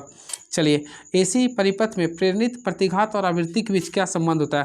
तो देखिए, एसी के लिए बात करा ना, तो हमेशा इसके लिए याद रखिएगा, देखिए यानी कि एक्सएल यानी कि इंडक्टेंस के लिए फार्मूला बोलते हैं, लिखते हैं 2 पाई, लिखते हैं 2 पाई एफ, लिखते हैं इंटू एल लिखते हैं। ये फार्मूला याद रखिएगा। इसका यूनिट क्या होता है? ओम होता है, इस चीज़ को भी याद रखिएगा। और फ्रीक्वेंसी का क्या होता है? हर्ट्स होता है। तो ऑप्शन के अकॉर्डिंग जाएंगे, तो ऑप्शन में हम लोग बी को क्लिक कर देंगे। चलिए, नेक्स्ट क्वेश्चन। 3 समरूपी 2 वोल्ट सेलों के आर पार 1 किलो ओम प्रतिरोधक समांतर जोड़ा जाता है, तो प्रतिरोधक से होकर जाने वाली धारा कितनी होगी? यहाँ पे आप लोग को बनाना पड़ेगा। सबसे पहले अगर आप लोग बनाइएगा तो देखिए, 1 किलो ओम के लिए धारा बोला ना, टोटल 2 था, हम लोग 1 किलो ओम से डिवाइड करेंगे, 1 यानी 10⁻³ कर देंगे, तो ऑलमोस्टली करेंगे तो 2 मिली एम्पियर आएगा, 2 मिली एम्पियर आएगा। तो ऑप्शन के अकॉर्डिंग जाएंगे, तो ऑप्शन नंबर 2 मिली एम्पियर, यानी ऑप्शन नंबर डी को क्लिक कर देंगे। चलिए, अब नेक्स्ट क्वेश्चन देखते हैं। नहीं, 16 नंबर क्वेश्चन क्या लिख रही है? एक संतुलित 3 फेज स्टार संयोजित प्रणाली में यदि लाइन धारा 30 एम्पियर है तो फेज धारा कितनी होगी? सबसे पहले यहाँ पे आप लोगों को फोकस करना कौन सा है? फेज स्टार में। तो स्टार में याद रखिएगा, देखिए IL यानी कि लाइन करंट और फेज करंट, यानी फेज करंट ना, लाइन करंट और फेज करंट यानी दोनों जो लाइन धारा और फेज धारा दोनों आपस में बराबर होती है। अगर ये 30 है तो ऑलमोस्टली ये भी क्या होगा? 30 होगा। तो राइट आंसर क्या करेंगे? Option number D is the right answer. काफ़ी अच्छा क्वेश्चन था ये। देखिए, पी टाइप अर्थ यानी कि पी टाइप सेमीकंडक्टर में डोपिंग के लिए किस सामग्री का उपयोग करते हैं? तो देखिए, पी टाइप के लिए बोला तो हमेशा याद रखें, पी इसमें अशुद्धि 5 अथवा 3 संयुक्ता वाले, इसके लिए आप लोग को क्या कीजिए? पी टाइप के लिए मेरे पास एक ट्रिक था, रुके। पी टाइप के लिए इसके लिए ताप याद कर लिए, ताप हाँ, ताप यानी हाँ, तो टेट्रावैलेंट का यूज करता है। टेट्रावैलेंट अर्थात 3 गो वाला, जिसके लास्ट में 3 आता है। तो देखिए, इसके लिए आप लोग याद किए, नेपाल, पाकिस्तान, ऑस्ट्रेलिया, नेपाल सब होने लिखे, नेपाल पाकिस्तान ऑस्ट्रेलिया सब बीमार ये है। तो यानी नाइट्रोजन होगा, फास्फोरस होगा, AS यानी आर्सेनिक होगा, एंटीमनी होगा, बिस्मथ। तो ऑप्शन के अकॉर्डिंग इसमें एंटीमनी, तो ऑप्शन नंबर सी को क्लिक कर दीजिए। देखिए आ गया ना, तो एंटीमनी यानी ऑप्शन नंबर सी को क्लिक कर देंगे। चलिए, डायोड जिसमें ब्रेकडाउन वोल्टेज का मान असामान्य डायोड की तुलना में कम रखा जाता है उसे क्या बोलते हैं? तो हमेशा याद रखिएगा, डायोड जेनर डायोड में इसमें राइट आंसर देखिए, जेनर डायोड में सामान्य डायोड की तुलना में ब्रेकडाउन वोल्टेज का मान कम रखा जाता है, तो इसका राइट आंसर होगा जेनर डायोड। तो ऑप्शन नंबर बी को क्लिक कर देंगे। चलिए, किसमें एक ट्रांजिस्टर एक खुले स्विच के रूप में कार्य करता है? तो फ्रेंड्स इसके लिए याद रखिएगा option number D, cut off क्षेत्र ट्रांजिस्टर में खुले स्विच के रूप में कार्य करता है। एक 400 वोल्ट का शंट मोटर 22 एम्पियर की धारा लेता है। यदि शंट क्षेत्र एवं आर्मेचर प्रतिरोध 200 ओम और 0.8 ओम हो तो पृष्ठ विद्युत वाहक बल का मान क्या होगा? सबसे पहले अगर आप लोग इसको बनाइएगा इसको मैं अभी स्किप कर रहा हूँ, लेकिन इसका राइट आंसर बता रहा हूँ 384। सॉरी, इसको मैं थोड़ा देर में बताता रुके। 200 डेसिमल तक की गणना के लिए एक काउंटर के निर्माण हेतु अपेक्षित फ्लिप फ्लॉप की संख्या क्या होगी। सबसे पहले देखिए आप लोगों को क्या बोला, 200 के लिए ना, तो इसके लिए फार्मूला होता है। सबसे पहले अपेक्षित फ्लिप फ्लॉप की जो संख्या होता है हमेशा 2n होता है, ये आप लोग याद कर लीजिएगा। देखिए अपेक्षित फ्लिप फ्लॉप की जो न्यूनतम संख्या होता है ना वह 2n लिखेंगे, 2n। अब बताइए सबसे पहले ऑप्शन नंबर 5 पुट कीजिए, तो 2/5 कीजिए कितना आएगा 32, फिर 2/7 यूज कीजिएगा 64 128 है, फिर 2/8 कीजिए तो कितना आएगा 256 आएगा। तो आप खुद बताइए 256 से कम कितना 200 है ना, तो हम लोग ऑप्शन नंबर सी को क्लिक कर देंगे। क्लियर है, इस टाइप से आप लोग यूज कर सकते हैं। अर्थात फ्रेंड्स याद रखिए इसके लिए हम लोग क्या करेंगे, n is less and equal to 8 कर दें, इस टाइप से आप लोग कर सकते हैं। क्लियर है, चलिए तो हम लोग नेक्स्ट क्वेश्चन देखते हैं क्या लिख रहा है ये। तो नेक्स्ट क्वेश्चन आप लोगों के सामने ये रहा। देखिए सभी के लिए डबल अर्थ जरूरी होती है, तो फ्रेंड्स याद रखिए सभी मोटर्स के लिए डबल अर्थ जरूरी होता है, सभी मोटर्स के लिए डबल अर्थ जरूरी होती है। तो option number A is the right answer. निम्नलिखित में किस इलेक्ट्रोड के प्रयोग पाइप अर्थिंग में किया था। तो हमेशा याद रखिएगा पाइप अर्थिंग बोला ना, तो हम लोग खोखली ग्लेवनाइट आयरन का प्रयोग करते हैं, तो ऑप्शन नंबर डी को क्लिक कर देंगे। 24 नंबर, CTS वायरिंग प्रणाली में CTS का अर्थ क्या होता है, इसका फुल फॉर्म आ सकता है। तो फ्रेंड इसे बोलते हैं केबल टायर सीटेड बोलते हैं, केबल टायर सीटेड बोलते हैं। तो ऑप्शन के अकॉर्डिंग ऑप्शन नंबर डी को क्लिक कर दीजिएगा, केबल टायर सीट बोलेंगे, सॉरी। एक इलेक्ट्रॉनिक वाहक में स्पीडोमीटर वाहक की चाल को दर्शाता है, जबकि मोटर की चाल को कौन दर्शाता है। तो हम इसे मोटर की चाल को जो दर्शाता है उसे बोलते हैं टैकोमीटर। क्या दर्शाता है, टैकोमीटर। कौन सा लगभग मोनोक्रोमेटिक प्रकाश उत्सर्जित करता है। मोनोक्रोमेटिक करता था केवल एक ही प्रकाश का शो करता है, ये प्रीवियस ईयर क्वेश्चन है। तो फ्रेंड याद रखें सोडियम वाष्प लैंप, सोडियम वाष्प लैंप जो होता है वह मोनोक्रोमेटिक प्रकाश को उत्सर्जित करता है। वायर गेज का उपयोग किस चालक को मापने में करते हैं। तो फ्रेंड्स याद रखिए वायर गेज का जो उपयोग करते हैं हम लोग व्यास यानी कि किसी चालक का क्या मापने के लिए करते हैं, तो हम इसे याद है डायमीटर को मापने के लिए प्रयोग करते हैं। Option number A is the right answer. और फ्रेंड्स याद रखिए इसका जो वैल्यू होता है याद रखिए 0 से लेकर 36 तक होता है, याद रखिएगा। और हम लोग इसको जो डिनोट करते हैं SWG से, अर्थात स्टैंडर्ड वायर गेज बोलते हैं। क्लियर है, और क्या याद रखिएगा बस काफ़ी। इसका जो यूनिट होता है mm में होता है, इंपॉर्टेंस क्वेश्चन था इसलिए मैं बता दिया हूँ। चलिए अष्टय तार में किस प्रकार के विद्युत रोधक का प्रयोग करते हैं, सबसे अच्छा क्वेश्चन है। तो फ्रेंड्स याद रखिए अष्टय तार में हम लोग एक प्रकार का विद्युत रोधक का प्रयोग करते हैं। विद्युत उपकरण में इंसुलेटर का मुख्य भूमिका किससे सुरक्षा करना होता है। तो ऑप्शन के अकॉर्डिंग कीजिए तो इलेक्ट्रिकल कंडक्टर से, यानी option number C is the right answer. चलिए अब देखते हैं नेक्स्ट क्वेश्चन क्या लिख रहा। लैमिनेटेड कोर या आर्मेचर में निम्नलिखित में कौन सी हानि कम होती है। तो हमेशा याद रखिएगा ऑप्शन नंबर ए, यानी कि एडी करंट लॉस सबसे कम होता है। तो ऑप्शन नंबर ए को क्लिक कर देंगे। चलिए फ्रेंड्स एडी करंट का फार्मूला आप लोगों को मैं बता देना चाहता हूँ। देखिए इसको लिखिएगा तो एडी करंट के लिखिएगा, सबसे पहले कीजिएगा बी लिखिएगा, क्या लिखिए बी पर पावर स्क्वायर कीजिएगा, फिर यहाँ पे मैक्सिमम लिखिएगा। क्लियर है, फिर यहाँ पे फ्रीक्वेंसी का स्क्वायर कीजिएगा, फिर थिकनेस का स्क्वायर कर दीजिएगा, फिर वॉल्यूम लिखिएगा, ये वाट कर दीजिएगा। चलिए डीसी शंट मोटर में गति नियंत्रक की फ्लक्स नियंत्रण विधि द्वारा जो गति हम प्राप्त करते हैं उसे क्या कहते हैं। तो फ्रेंड्स उसे याद रखिएगा फ्लक्स कंट्रोल विधि से मोटर की गति को केवल बढ़ाया जा सकता है। क्या कहते हैं, बढ़ाया जा सकता है। तो ऑप्शन के अकॉर्डिंग करेंगे तो ऑप्शन नंबर सी को क्लिक कर देंगे। चलिए धारा ट्रांसफार्मर में प्राथमिक टर्नों की संख्या हमेशा क्या होती है। तो याद रखिए करंट ट्रांसफार्मर, देखिए यहाँ पे करंट ट्रांसफार्मर बोल रहा है, क्या बोल रहा है करंट ट्रांसफार्मर। तो हम इसे याद रखिए करंट ट्रांसफार्मर में देखिए इसमें क्या होता है करंट का इसमें देखिए आप लोग ऑलमोस्टली पढ़े होंगे, दो प्रकार के कॉइल होते हैं, प्राइमरी एक होता है सेकेंडरी। तो हम इसे याद रखें इसमें प्राइमरी कॉइल की संख्या कम होता है बल्कि सेकेंडरी कॉइल की संख्या ज़्यादा होता है। तो याद रखें द्वितीय क्या बोला प्राथमिक टर्नों की संख्या क्या होती है, तो द्वितीय टर्नों की संख्या से कम होती है। तो ऑप्शन के अकॉर्डिंग सी को कर देंगे, option number C is the right answer. Clear है, इस चीज़ को याद रखेगा। चलिए नेक्स्ट क्वेश्चन, जब रोटर प्रतिरोध रोटर प्रतिघात के बराबर होता है तब इंडक्शन मोटर का प्रवर्तक क्या होगा। तो इसका जो राइट आंसर होगा 33 का होगा, अधिकतम हो जाए, क्या होगा अधिकतम हो, यानी option number D is the right answer.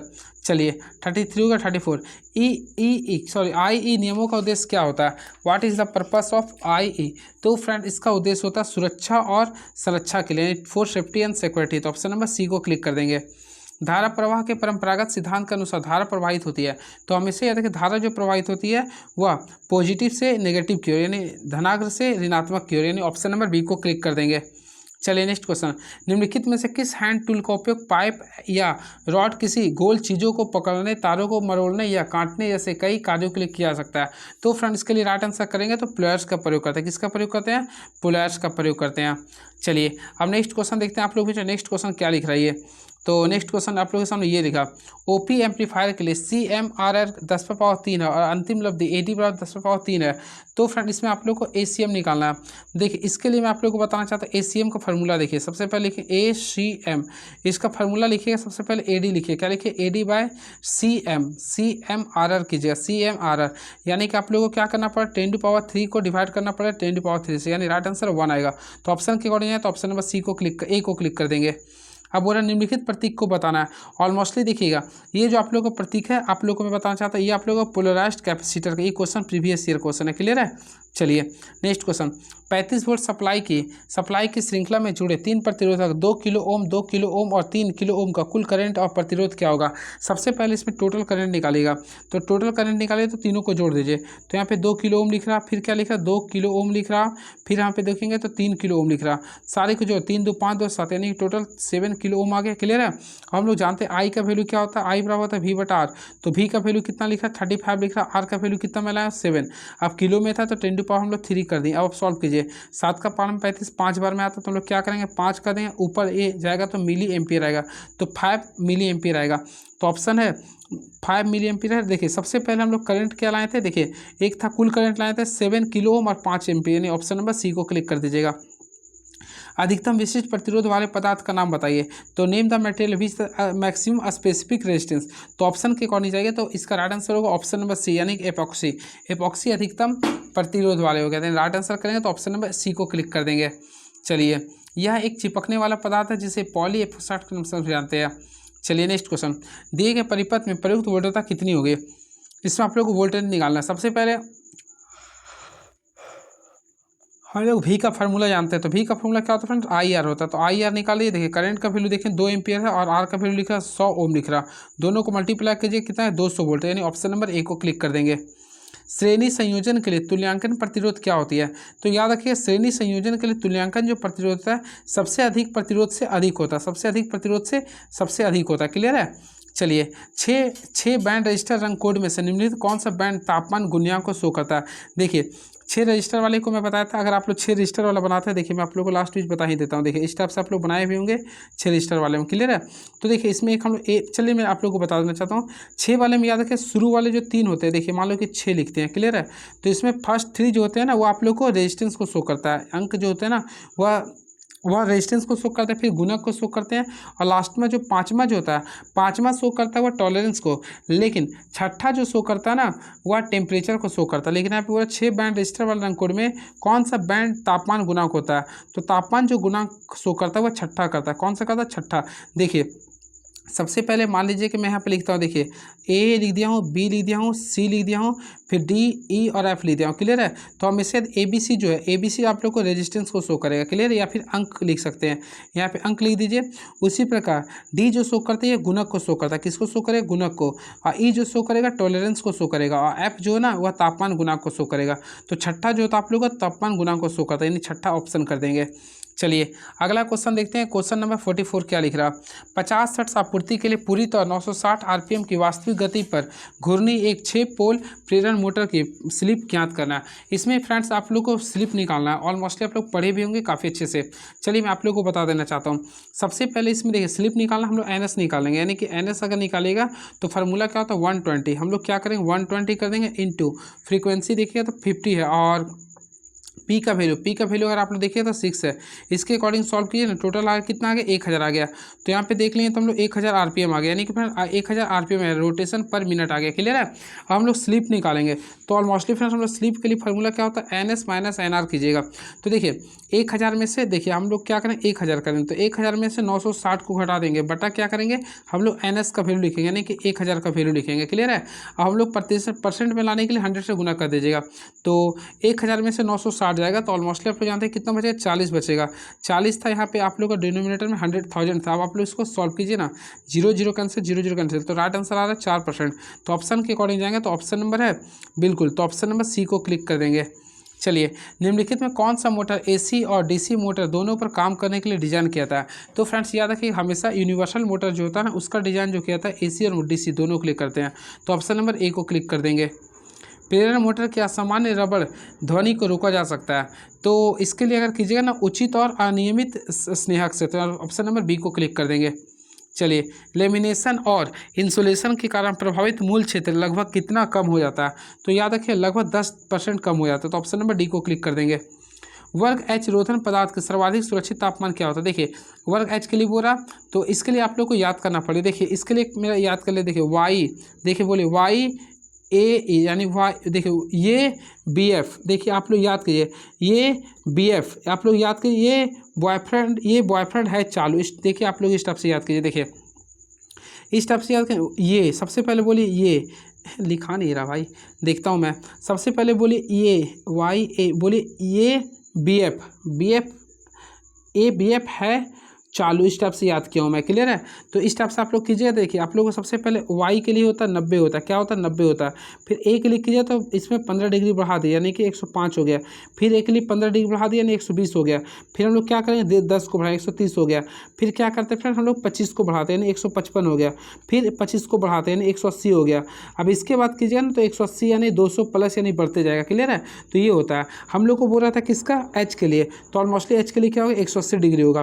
तो ऑप्शन के अकॉर्डिंग जाते हैं तो 180 डिग्री हो गया, क्लियर है? काफ़ी अच्छा था, मैं आप लोगों को ट्रिक भी बता दिया हूँ, क्लियर है? चलिए अगला क्वेश्चन देखते हैं क्या लिख रहा। डिस्ट धारा जनित्र में उत्पादित विद्युत वाहक बल किसके समानुपाती होती है? सबसे पहले फ्रेंड्स इसका फार्मूला अगर आप लोग लिखते हैं तो काफ़ी अच्छे से पता कर सकते हैं। देखिए ई का फार्मूला हम लोग क्या लिखते हैं, सबसे पहले जेड लिखते हैं, एन लिखते हैं, फिर फाई लिखते हैं, क्लियर है? फिर पी लिखते हैं और यहाँ पे जाते हैं तो आप लोग 60/A लिखते हैं। अब बोल क्या रहा, डिस्ट धारा जनित में उत्पादित विद्युत वाहक बल किसके समानुपाती होती है? यानी कि अगर इसके अनुसार देखिएगा तो किसके समानुपाती, तो पी का भी हो रहा है, एन का भी हो रहा है, जेड की भी हो रहा है। तो यहाँ पे ऑप्शन के अकॉर्डिंग चलिएगा तो ऑप्शन नंबर ध्रुव को कर दीजिए ना पी को, यानी ऑप्शन नंबर बी को क्लिक कर देंगे। चलिए तो ये आप लोग का पोल करंट का होता है, यानी ऑप्शन नंबर बी को क्लिक कर देंगे। चलिए नेक्स्ट क्वेश्चन, किसी इलेक्ट्रिक आयरन से इस्तेमाल की जाने वाली तापन विधि निम्नलिखित में कौन सा सही है? तो देखिए सबसे पहले डाई इलेक्ट्रिक तापन नहीं, प्रतिरोध तापन ये भी नहीं करते हैं। तो यहाँ पे हम लोग अपवर्तित प्रतिरोधन तापन का प्रयोग करते हैं। टाइमिंग और कंट्रोल प्रोसेस के लिए प्रयुक्त मोटर का प्रकार कौन सा होता है? तो ऑप्शन के अकॉर्डिंग चलेंगे फ्रेंड, तो इसको हम लोग बोलते हैं रिलक्टेंस मोटर। क्या बोलते हैं? Reluctance motor. चलिए अब अगला क्वेश्चन देखते हैं, हमारे अगला क्वेश्चन क्या है ये। तो अगला क्वेश्चन लिख रहा, किसी भी क्षण पर अल्टरनेटिंग क्वांटिटी वोल्टेज और करंट के परिमाण को क्या कहा जाता है? तो फ्रेंड इसे हम लोग बोलते हैं स्पॉट वैल्यू बोलते हैं। क्या बोलते हैं? तत्कालिक मूल्य बोलते हैं। राइट आंसर करेंगे तो ऑप्शन नंबर बी को क्लिक करते हैं। चलिए अगला क्वेश्चन देखते हैं क्या लिख रहा है। किसी परिपथ में धारा ज्ञात कीजिए जब उसमें प्रवेश करने वाले चार्ज Q बराबर 10T है, 10T कूलम है ना। तो इसमें आप लोग को निकालना है। सबसे पहले आई का फॉर्मूला क्या होता है, Q/T होता है। तो Q का वैल्यू 10 होता है, यानी 10T लिख देंगे बाय समय कितना T है, तो T को T से कैंसिल कर देंगे, यानी कि कितना आएगा 10 एम्पियर। तो राइट आंसर आएगा 10 एम्पियर, यानी ऑप्शन के अकॉर्डिंग चलेंगे तो ऑप्शन नंबर है 10 एम्पियर, यानी ऑप्शन नंबर सी को क्लिक कर देंगे। किसी मशीन की दक्षता अधिक होगी यदि, तो फ्रेंड्स याद है किसी मशीन की दक्षता अधिक होती है यदि हानियाँ निम्न हो, यानी हानियाँ का निम्न होता है ना तो इसकी मशीन की दक्षता क्या होती है, अधिक होती है। चलिए क्योंकि फ्रेंड्स ऑलमोस्टली आप लोग पढ़ेंगे मशीन की दक्षता जो होता है इनवर्सली प्रोपोर्शनल टू 1/हानि होती है। देखिए मैं लिख देता हूँ, मशीन की दक्षता बराबर होता है इनवर्सली प्रोपोर्शनल टू 1/हानि होता है। ये भी आप लोग इसको याद रखना पड़ेगा। चलिए नेक्स्ट क्वेश्चन, बिजली के तार धात्विक पदार्थ और उपकरणों को द्रव्यभार से निर्मित आग की किस आग होती है? तो इसके लिए अगर राइट आंसर कीजिए तो ऑप्शन नंबर आप लोग का जो होगा ऑप्शन नंबर डी होगा, यानी कि ऑप्शन नंबर डी को क्लिक करिए। जब भी धात्विक आएगा ना तो ऑप्शन नंबर डी को यानी कि श्रेणी डी में लेते हैं, क्लियर है? और क्या कुछ नहीं। चलिए इसको बुझाने के लिए हम लोग CTC का प्रयोग करते हैं या फिर अग्निशामक का भी प्रयोग करेंगे। चलिए यदि किसी डीसी मशीन के घूमने वाले भाग को क्या कहते हैं? तो इससे हम लोग बोलते हैं आर्मेचर। क्या बोलते हैं? आर्मेचर बोलते हैं। किसी डीसी मशीन के घूमने वाले भाग को क्या बोलते हैं? आर्मेचर कहते हैं। फ्लक्स का SI इकाई क्या होता है? सबसे पहले फ्रेंड्स आप लोग को ऑलमोस्टली पढ़ा होगा, फ्लक्स की SI मात्रक क्या होता है? वेबर पर मीटर स्क्वायर होता है। फ्लक्स का बोला ना तो केवल वेबर में होता है, वेबर फ्लक्स का SI मात्रक होता है। तो ऑप्शन नंबर ए को क्लिक कर देंगे। चलिए नेक्स्ट क्वेश्चन, निकेल लौह सेल में इलेक्ट्रोलाइट्स के रूप में उपयोग किए जाने वाले निम्नलिखित रसायनों में कौन से होते हैं? तो याद रखें निकेल लौह में हम लोग जो प्रयोग करते हैं उसमें हम लोग KOH का प्रयोग करते हैं। किसका प्रयोग करते हैं? KOH का प्रयोग करते हैं। और इसका जो EMF का वैल्यू होता है ये भी आप लोग याद कर लीजिए, 1.2 वोल्ट से लेकर 1.5 वोल्ट तक होता है, क्लियर है? चलिए 2 मीटर व्यास के एक वृत्ताकार चालक के केंद्र से 100 एम्पीयर धारा प्रवाहित होती है, तो क्षेत्र तीव्रता होगी। सबसे पहले अगर इसको सॉल्व कीजिएगा तो इसको अभी मैं स्किप कर रहा हूँ फ्रेंड, ये चलिए मैं बता ही देता हूँ। सबसे पहले देखिए इसमें आप लोग आर का वैल्यू दिया दो दिया, क्लियर है? तो हम लोग क्या करेंगे, आर का वैल्यू 2 मीटर लिख रहा, तो हम लोग 2 मीटर व्यास लिखा नहीं है, तो हम लोग यहाँ से क्या करेंगे, देखिए यहाँ पे आप लोग को 100 एम्पियर है ना। चलिए बना ही देता हूँ। सबसे पहले यहाँ पे करंट देखे तो करंट आई का वैल्यू कितना लिख रहा है, 100 लिख रहा है, तो 100 एम्पियर में लिख दिया हूँ। क्लियर है। इसके साथ साथ आप लोग देखिएगा इसका रेडियस, तो रेडियस लिख रहा है आप लोग का 2 मीटर, 2 मीटर में लिख दिया हूँ। सॉरी, रेडियस अगर कीजिएगा तो हाफ हो जाएगा ना, ये तो व्यास लिख रहा था तो 1 मीटर आ गया। हम लोग को क्या निकालना था, त्रिव क्षेत्रता। तो फ्रेंड्स याद रखें त्रिव क्षेत्र यानी हम लोग इसको 20 से डिनोट करते हैं। इसका फॉर्मूला होता है क्लास 12 में पढ़ेंगे, μ/4π, μ/4π करते हैं, फिर I/r करते हैं। क्लियर है। अब μ/4π का जो फार्मूला इसका वैल्यू अगर कीजिएगा ना तो 4π × 10⁻⁻7 होता है। क्लियर है। अब यहाँ पे लिखिएगा, यहाँ पे सॉरी 2π होता है, 2π कर दिया। अब इसका वैल्यू यहाँ पे 2π रहने दिया हूँ। अब I का वैल्यू कितना लिखा था 100, R का वैल्यू 1 था। यहाँ से कैंसिलेशन कीजिएगा तो राइट आंसर आएगा 2 × देखिए मैं लिखा 2 × 10⁻⁻5 एम्पियर पर मीटर होगा। क्लियर है। तो ऑप्शन के अकॉर्डिंग जाएंगे तो ऑप्शन नंबर डी को क्लिक कर देंगे। चलिए, एक यूनिवर्सल मोटर निम्नलिखित में से किस पर चलती है। हमेशा याद रखिए एक यूनिवर्सल मोटर जो होता है वो लोड के आधार पर बदलती गति के अनुसार चलती है। तो ऑप्शन के अकॉर्डिंग चलिए तो ऑप्शन नंबर ए को क्लिक कर देंगे। चलिए अगला क्वेश्चन देखते हैं। क्वेश्चन नंबर 61 क्या लिख रहा है, किसी एम्पलीफायर स्टेज के आउटपुट को अगले स्टेज के इनपुट में जोड़ने के तकनीक को क्या कहते हैं। तो आप लोग पढ़े भी होंगे, तो इसे हम लोग बोलते हैं कपलिंग। क्या बोलते हैं, कपलिंग। तो option number C is the right answer. चलिए, एक बाइपोलर जंक्शन ट्रांजिस्टर में होते हैं। तो फ्रेंड्स याद रखिए एक बाइपोलर जंक्शन ट्रांजिस्टर में 2 जंक्शन और 3 लेयर एवं 3 टर्मिनल होते हैं। तो याद रखिए एक बाइपोलर जंक्शन ट्रांजिस्टर में याद रखिएगा हमेशा 2 जंक्शन, 3 लेयर और 3 टर्मिनल होते हैं। तो यहाँ पे 2 जंक्शन और 3 लेयर लिख दीजिए ऑप्शन के अकॉर्डिंग। तो ऑप्शन नंबर बी को क्लिक कर देंगे। चलिए, एलईडी का इस्तेमाल कहाँ करते हैं। ऑलमोस्टली फ्रेंड्स आप लोग पढ़ेंगे एलईडी का इस्तेमाल करके बनाते हैं। तो गैलियम और आर्सेनिक यानी गैलियम और आर्सेनिक दोनों का इस्तेमाल करके हम लोग बनाते हैं, जिससे बोलते हैं गैलियम आर्सेनाइड बोलते हैं। क्लियर है। चलिए अगला क्वेश्चन, केबल ट्रे से केबल को कैसे फिक्स किया जाता है। तो फ्रेंड्स याद है केबल ट्रे से केबल को स्कैप से फिक्स करते हैं, स्कैप से। तो ऑप्शन नंबर स्क्लैप से बोलते हैं, क्लैप से करते हैं, यानी ऑप्शन नंबर बी को क्लिक कर देंगे। डीजल जनरेटर में की ओवर स्पीड से प्रोटेक्शन की जाती है। तो हमेशा याद रखें फ्रेंड इसके लिए हम लोग करते हैं गवर्नर से करते हैं। प्रीवियस ईयर क्वेश्चन ये, तो गवर्नर से करते हैं। देखिए R = rho length by area, इस समीकरण में रो किसको दर्शाता है। तो फ्रेंड ये सर आप लोगों को कंडक्टिविटी को किसको शो करता है, ये नहीं सॉरी रेजिस्टिविटी को शो करता है, रेजिस्टिविटी को, सॉरी मिस्टेक हो गया, रेजिस्टिविटी को करता है। इसका यूनिट क्या होता है, ओम मीटर होता है। क्या होता है, ओम मीटर होता है। चलिए, बिना फीडबैक के एम्पलीफायर की धारा लब्धि 240 है। जब ऋणात्मक धारा फीडबैक लागू होता है तो एम्पलीफायर के प्रभावी धारा लब्धि का निर्धारण करें। मान लें कि धारा एम आई का वैल्यू 0.015 है। तो फ्रेंड इसके अनुसार हम लोग निकालेंगे। तो देखिए ए का वैल्यू, तो ए का वैल्यू आप लोग के सामने लिखा है 240 में 240 लिख दिया हूँ। अब देखिए एम आई का वैल्यू क्या लिख रहा है, बीटा के वैल्यू होता है ये। क्लियर है। तो इसका वैल्यू लिख रहा है 0.015 लिख रहा है, वो आप लोग सॉल्व कीजिएगा। तो हम लोग ऑलमोस्टली पढ़े ए एफ का वैल्यू। तो ए एफ का वैल्यू जो होता है ए इंटू 1/a बीटा होता है, 1/a इंटू बीटा होता है। तो इसके अनुसार सॉल्व किया तो देखिए इसका वैल्यू हम लोग 240 कर दिए बाई, यानी हम लोग करेंगे 1 प्लस यहाँ पे यूज करेंगे तो 240 गुना क्या करेंगे फ्रेंड्स, यहाँ पे 0.015 करेंगे। क्लियर है।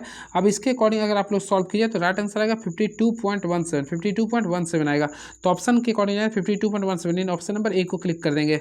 चलिए, कैपेसिटर की प्लेट पर आवेश व्यंजक द्वारा निरूपित किया जाता है। तो हमेशा याद रखें कैपेसिटर की बोला ना, तो याद रखें C/2 मैं बताया था क्या होता है, Q/V होता है। तो आप लोग को आवेश बोला था, तो आवेश के लिए Q/2 क्या कीजिए, CV, यानी ऑप्शन नंबर सी को क्लिक कर दीजिएगा। चलिए अगला क्वेश्चन देखते हैं। अगला क्वेश्चन आप लोग के बीच में क्या लिख रहा है ये, तो नेक्स्ट क्वेश्चन ये रहा, श्रेणी में संयोजित 3 संधारित्रों की कुल धारिता ज्ञात करिए यदि दिया गया व्यक्तिगत धारिताएं 20 माइक्रोफैराड, 100 माइक्रोफैराड और 50 माइक्रोफैराड है। सबसे पहले फ्रेंड याद रखिए जब भी श्रेणी क्रम में रहेगा आप लोग को, तो इसके लिए हम लोग क्या करते हैं, ऑलमोस्टली मैं बताया था। तो इसके लिए हम लोग क्या करेंगे 1/, देखिए इसके लिए फार्मूला कीजिएगा ना, श्रेणी के लिए करना तो 1 टोटल निकालना, तो 1/CN, कलर को चेंज कर देते हैं, कलर रेड कर दे रहे हैं। देखिए इसके लिए फार्मूला लिखिए 1/CN कीजिए, यानी टोटल निकालना है। तो यहाँ पे कीजिए 1/C1, तो C1 का वैल्यू कितना लिख रहा है, 20 लिख रहा है। फिर 1 करेंगे C2 यानी 100 लिख रहा, फिर C3 यानी 1/50 कर देंगे। अब आप लोग सॉल्व करेंगे तो 20, 100, 50 कैल्शियम कितना होता है 100। यहाँ पे सॉल्व करें तो 20 का पावर में 100, 5 बार में यहाँ पे 1 आ गया, यहाँ पे 2 आ गया। तो 2 5 2 7 1 8, 8 बटा कितना रहा 100 आ रहा, 8/100 आ रहा। तो यहाँ से सॉल्व किए तो 12.5 माइक्रोफैराड आएगा। तो यानी ऑप्शन नंबर जाएगा, तो option number B is the right answer.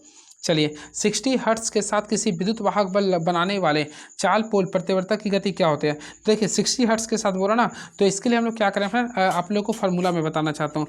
Just like same formula का यूज कीजिएगा NS। तो NS का मैं फार्मूला बताया था, क्या लिखता हूँ 120, तो 120 कर दूंगा। फ्रीक्वेंसी लिख रहा 60 हर्ट्ज लिख रहा, पी का वैल्यू कितना लिख रहा था 4 पोल, तो 4 का पहाड़ा में यहाँ 30 से काट दिया, 30 को इससे गुना करें तो 1800 यानी 1800 RPM आएगा। तो ऑप्शन के अकॉर्डिंग जाएगा, तो ऑप्शन नंबर हम लोग बी को क्लिक कर देंगे। चलिए, एक ऐसी विभव का औसत 2 Vm बटा पाई मान है, तो इसका वर्ग माध्य मूल क्या होगा, यानी वर्ग माध्य मूल का मान क्या होगा। तो फ्रेंड्स अगर इसे आप लोग सॉल्व कीजिएगा तो आप लोग को जो राइट आंसर आएगा 14 वोल्ट आएगा। कितना आएगा, 14 वोल्ट आएगा। तो ऑप्शन नंबर बी को क्लिक कर देंगे। निम्नलिखित में कौन सा मोटर और जनरेटर का एक समग्र रूप है जिन्हें विद्युत और यंत्रवत तरीके से एक मशीन में संयोजित किया था। तो इसमें राइट आंसर होगा मोटर कन्वर्टर सेट, यानी option number C is the right answer. सामान्य उत्तेजन वाली तुल्यकालीन मोटर में पीएफ होता है, तो हमेशा याद रखिए इसमें जो पीएफ होता है ऑप्शन के अकॉर्डिंग चलें तो ये हमेशा एकक होता है, हमेशा याद रखिए एकक होता है। क्लियर है। चलिए, संधारित्र प्रवर्तक एकल फेज मोटर यानी capacitor star single phase motor में यदि संधारित्र के स्थान पर क्या लगा दे तो दिशा चलती है। तो याद रखिए इसमें राइट आंसर किया तो प्रतिरोध, क्या लगा देंगे, प्रतिरोध, यानी ऑप्शन नंबर बी को क्लिक कर देंगे। चलिए, नेक्स्ट क्वेश्चन इस भंवर धारा की एक कमी होती है। तो सबसे पहले फ्रेंड याद रखें भंवर धारा हानि के कारण वाइंडिंग में हीटिंग हानि होती है, यानी इससे क्या होता है, हीटिंग हानि होती है। तो ऑप्शन के अकॉर्डिंग करें तो वाइंडिंग में हीटिंग का नुकसान होता है, यानी ऑप्शन नंबर सी को क्लिक कर देंगे। इसके लिए फार्मूला आप लोग याद रखें, पी का जो फार्मूला होता है सबसे पहले के ई लिखते हैं, यानी के ई का अर्थ होता है आप लोग का एडी करेंट, सॉरी के ई को हम लोग बोलते हैं एडी धारा क्षति। क्लियर है। फिर हम लोग लिखते हैं बी एम यानी अधिकतम चुंबकीय फ्लक्स लिखते हैं। फिर देखिए फ्लक्स का स्क्वायर करते हैं, फिर टी यानी फ्रीक्वेंसी का स्क्वायर, फिर टी का स्क्वायर करते हैं और फिर भी लिखते हैं। ये सारे फार्मूला को याद रखिएगा, यहाँ पर पी टी स्क्वायर होता है। चलिए याद रखिए। तो यानी 75 क्वेश्चन को मैं पूरे के पूरे करवा दिया हूँ। क्लियर है। चलिए, अब इसमें कहीं कन्फ्यूजन हो रहा है तो आप लोग देख सकते हैं। चलिए, अब मेरा जो टॉपिक आ चुका है यानी कि सेट नंबर 15 आ चुका है। तो चलिए सेट नंबर 15 को तुरंत स्टार्ट करवा देता हूं ताकि आप लोग के बीच में अपने जो वादा किया उस चीज़ को पूरा कर दूं। इससे पहले फ्रेंड्स आप लोग कमेंट बॉक्स में जरूर लिखिए मैं आप लोग के लिए क्या स्टैंड कर रहा हूँ, थोड़ा वर्ड्स लिखिए ताकि मैं भी मोटिवेट हूँ। और आप लोग नीड लिखिए कि आप लोग का पेपर कब है और मैं क्या करूँ आप लोगों के लिए, इस चीज़ को लिखिए ताकि मैं थोड़ा मोटिवेट होकर बता सकूँ। क्लियर है। और किस चीज़ का नीड है आप लोग कमेंट बॉक्स में लिखिए, मैं देखना चाहता हूँ कितने लोग मेरे चैनल को वॉच कर रहे हैं। चलिए, ब्रिटेनिया जोड़ एक प्रकार का विद्युतीय जोड़ है, इसे निम्नलिखित में से किसके लिए उपयोग किया जाता है। तो हमेशा याद रखना ब्रिटेनिया जोड़ का जो हम लोग प्रयोग करते हैं इसके लिए हम लोग करते हैं हमेशा ऊपरी तार को जोड़ने के लिए करते हैं। किसका प्रयोग करते हैं, इस जोड़ का उपयोग ओवरहेड लाइन में करते हैं, ओवरहेड लाइन में करते हैं। किसी विद्युत परिपथ में 50 ओम वाला प्रतिरोध 200 वोल्ट आपूर्ति से संबंधित है, तो उस परिपथ में प्रभावित होने वाले विद्युत धारा की गणना करें।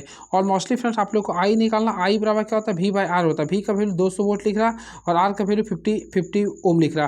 तो यहाँ से सॉल्व कीजिए तो ऑलमोस्टली 4 एम्पियर आएगा। तो ऑप्शन के अकॉर्डिंग जाएंगे तो ऑप्शन नंबर डी को काफ़ी अच्छे से क्लिक कर देंगे।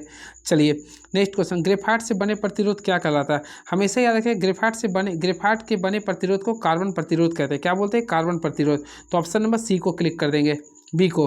हाई स्पीड इस्पात में कार्बन की प्रतिशतता क्या होती है। तो याद रखें 0.75 से लेकर 1% तक होती है। ये भी काफ़ी अच्छा क्वेश्चन है ये। चलिए very next question is now दिख रहा 100 mega volt ampere 30 kilo volt 3 phase circuit breaker किसी त्रुटि के कारण अचानक बंद होता है, तो रेटेड मेकिंग करंट क्या होगा।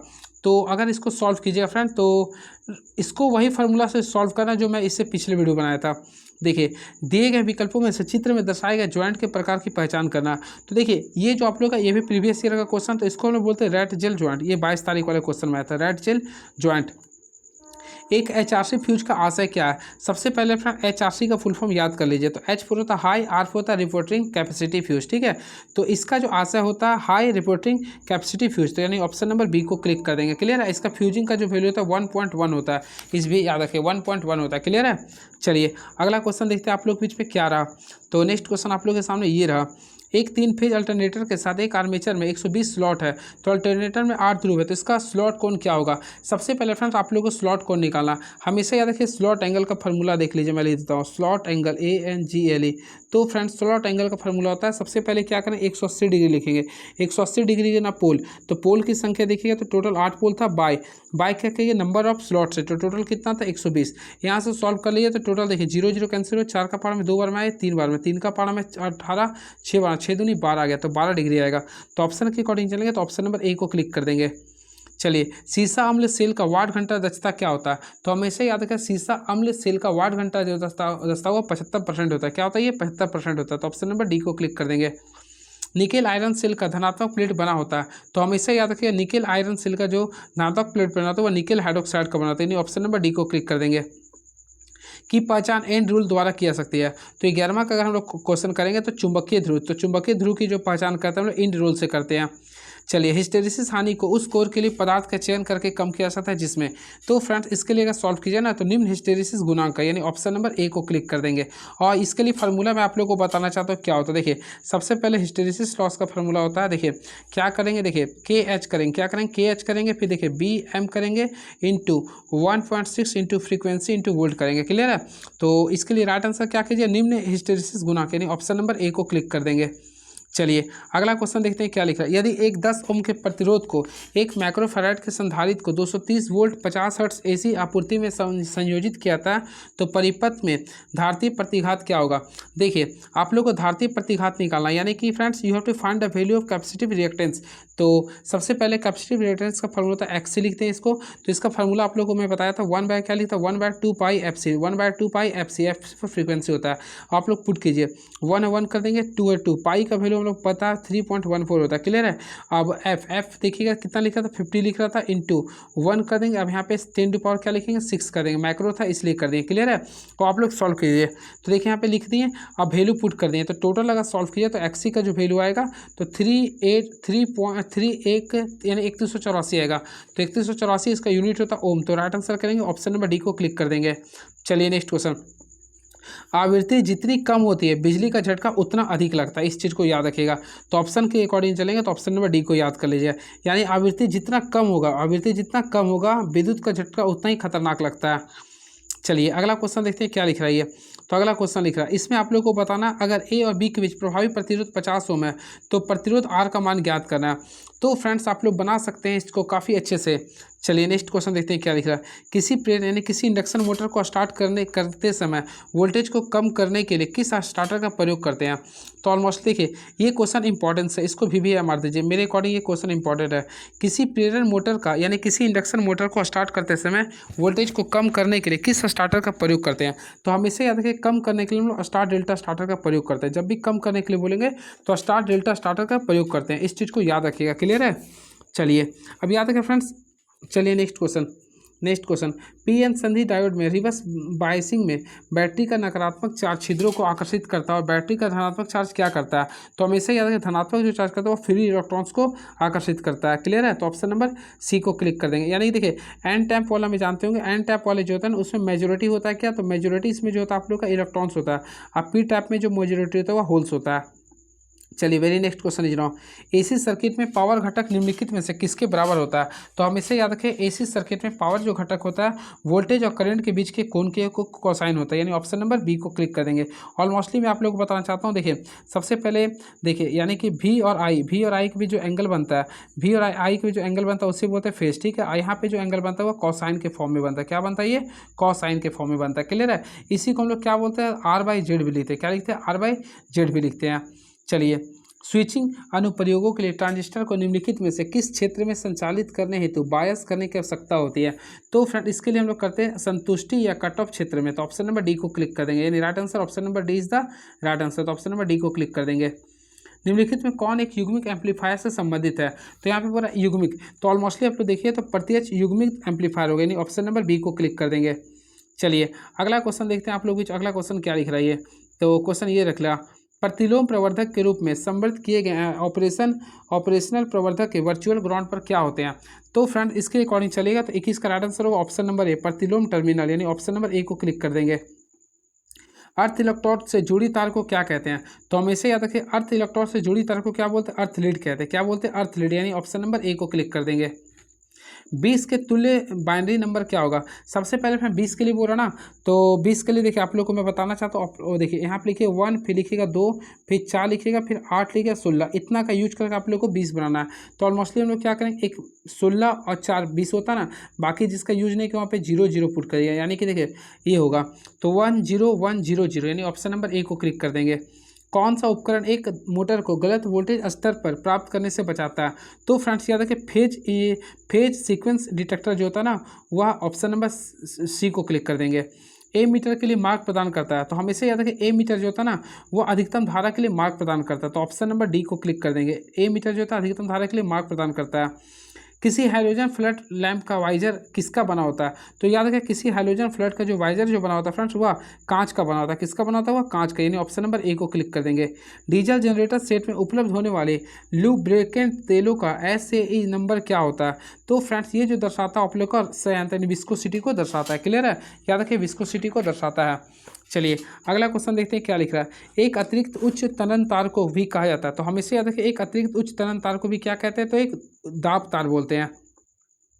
चलिए अगला क्वेश्चन देखते हैं। 29 नंबर क्वेश्चन क्या लिख रहा है। ओवरहेड इंसुलेटर के लिए आमतौर पर प्रयुक्त किए जाने वाली सामग्री कौन सी होती है? तो हमेशा याद रखिए, ओवरहेड के लिए बोल रहा ना, तो इसके लिए हम लोग यूज करते हैं पोर्सेलिन। क्या बोलते हैं? पोर्सेलिन का प्रयोग करते हैं। डिसिशन जनरेटर में किसको और क्या कहते हैं? तो फ्रेंड्स याद रखें, डिसिशन जनरेटर को नियत वोल्टेज जनरेटर भी कहते हैं, यानी परिवर्तनीय या फिर नियत वोल्टेज जनरेटर भी कहते हैं। क्लियर है? चलिए, ब्रश आर्मेचर और फील्ड वायरिंग के प्रतिरोध के कारण होने वाले नुकसान को और किस नाम से जाना जाता है? तो फ्रेंड्स याद रखिए, ब्रश आर्मेचर और फील्ड वायरिंग के प्रतिरोध के कारण होने वाले हानि को बोलते हैं ताम्र हानि। क्या बोलते हैं? कॉपर लॉस कहते हैं। तो ऑप्शन नंबर सी को क्लिक कर देंगे। और इसका फार्मूला याद रखिएगा। देखिए, आप लोग को कॉपर लॉस का जो फार्मूला बोलता है ना, हम लोग क्या करें, आई का स्क्वायर कर देंगे इंटू आर कर देंगे। ये काफ़ी अच्छा क्वेश्चन है। और लौ हानि को क्रॉड हानि भी कहते हैं। ट्रांसफार्मर का अधिकतम दक्षता के लिए क्या कहते हैं? तो ऑलमोस्टली फ्रेंड्स याद रखिए, ट्रांसफार्मर की अधिकतम दक्षता के लिए ताम्र हानि लौ हानि के बराबर होनी चाहिए। ताम्र हानि जो होनी चाहिए वह लौ हानि के बराबर होना चाहिए। तो ऑप्शन नंबर ए को क्लिक कर देंगे।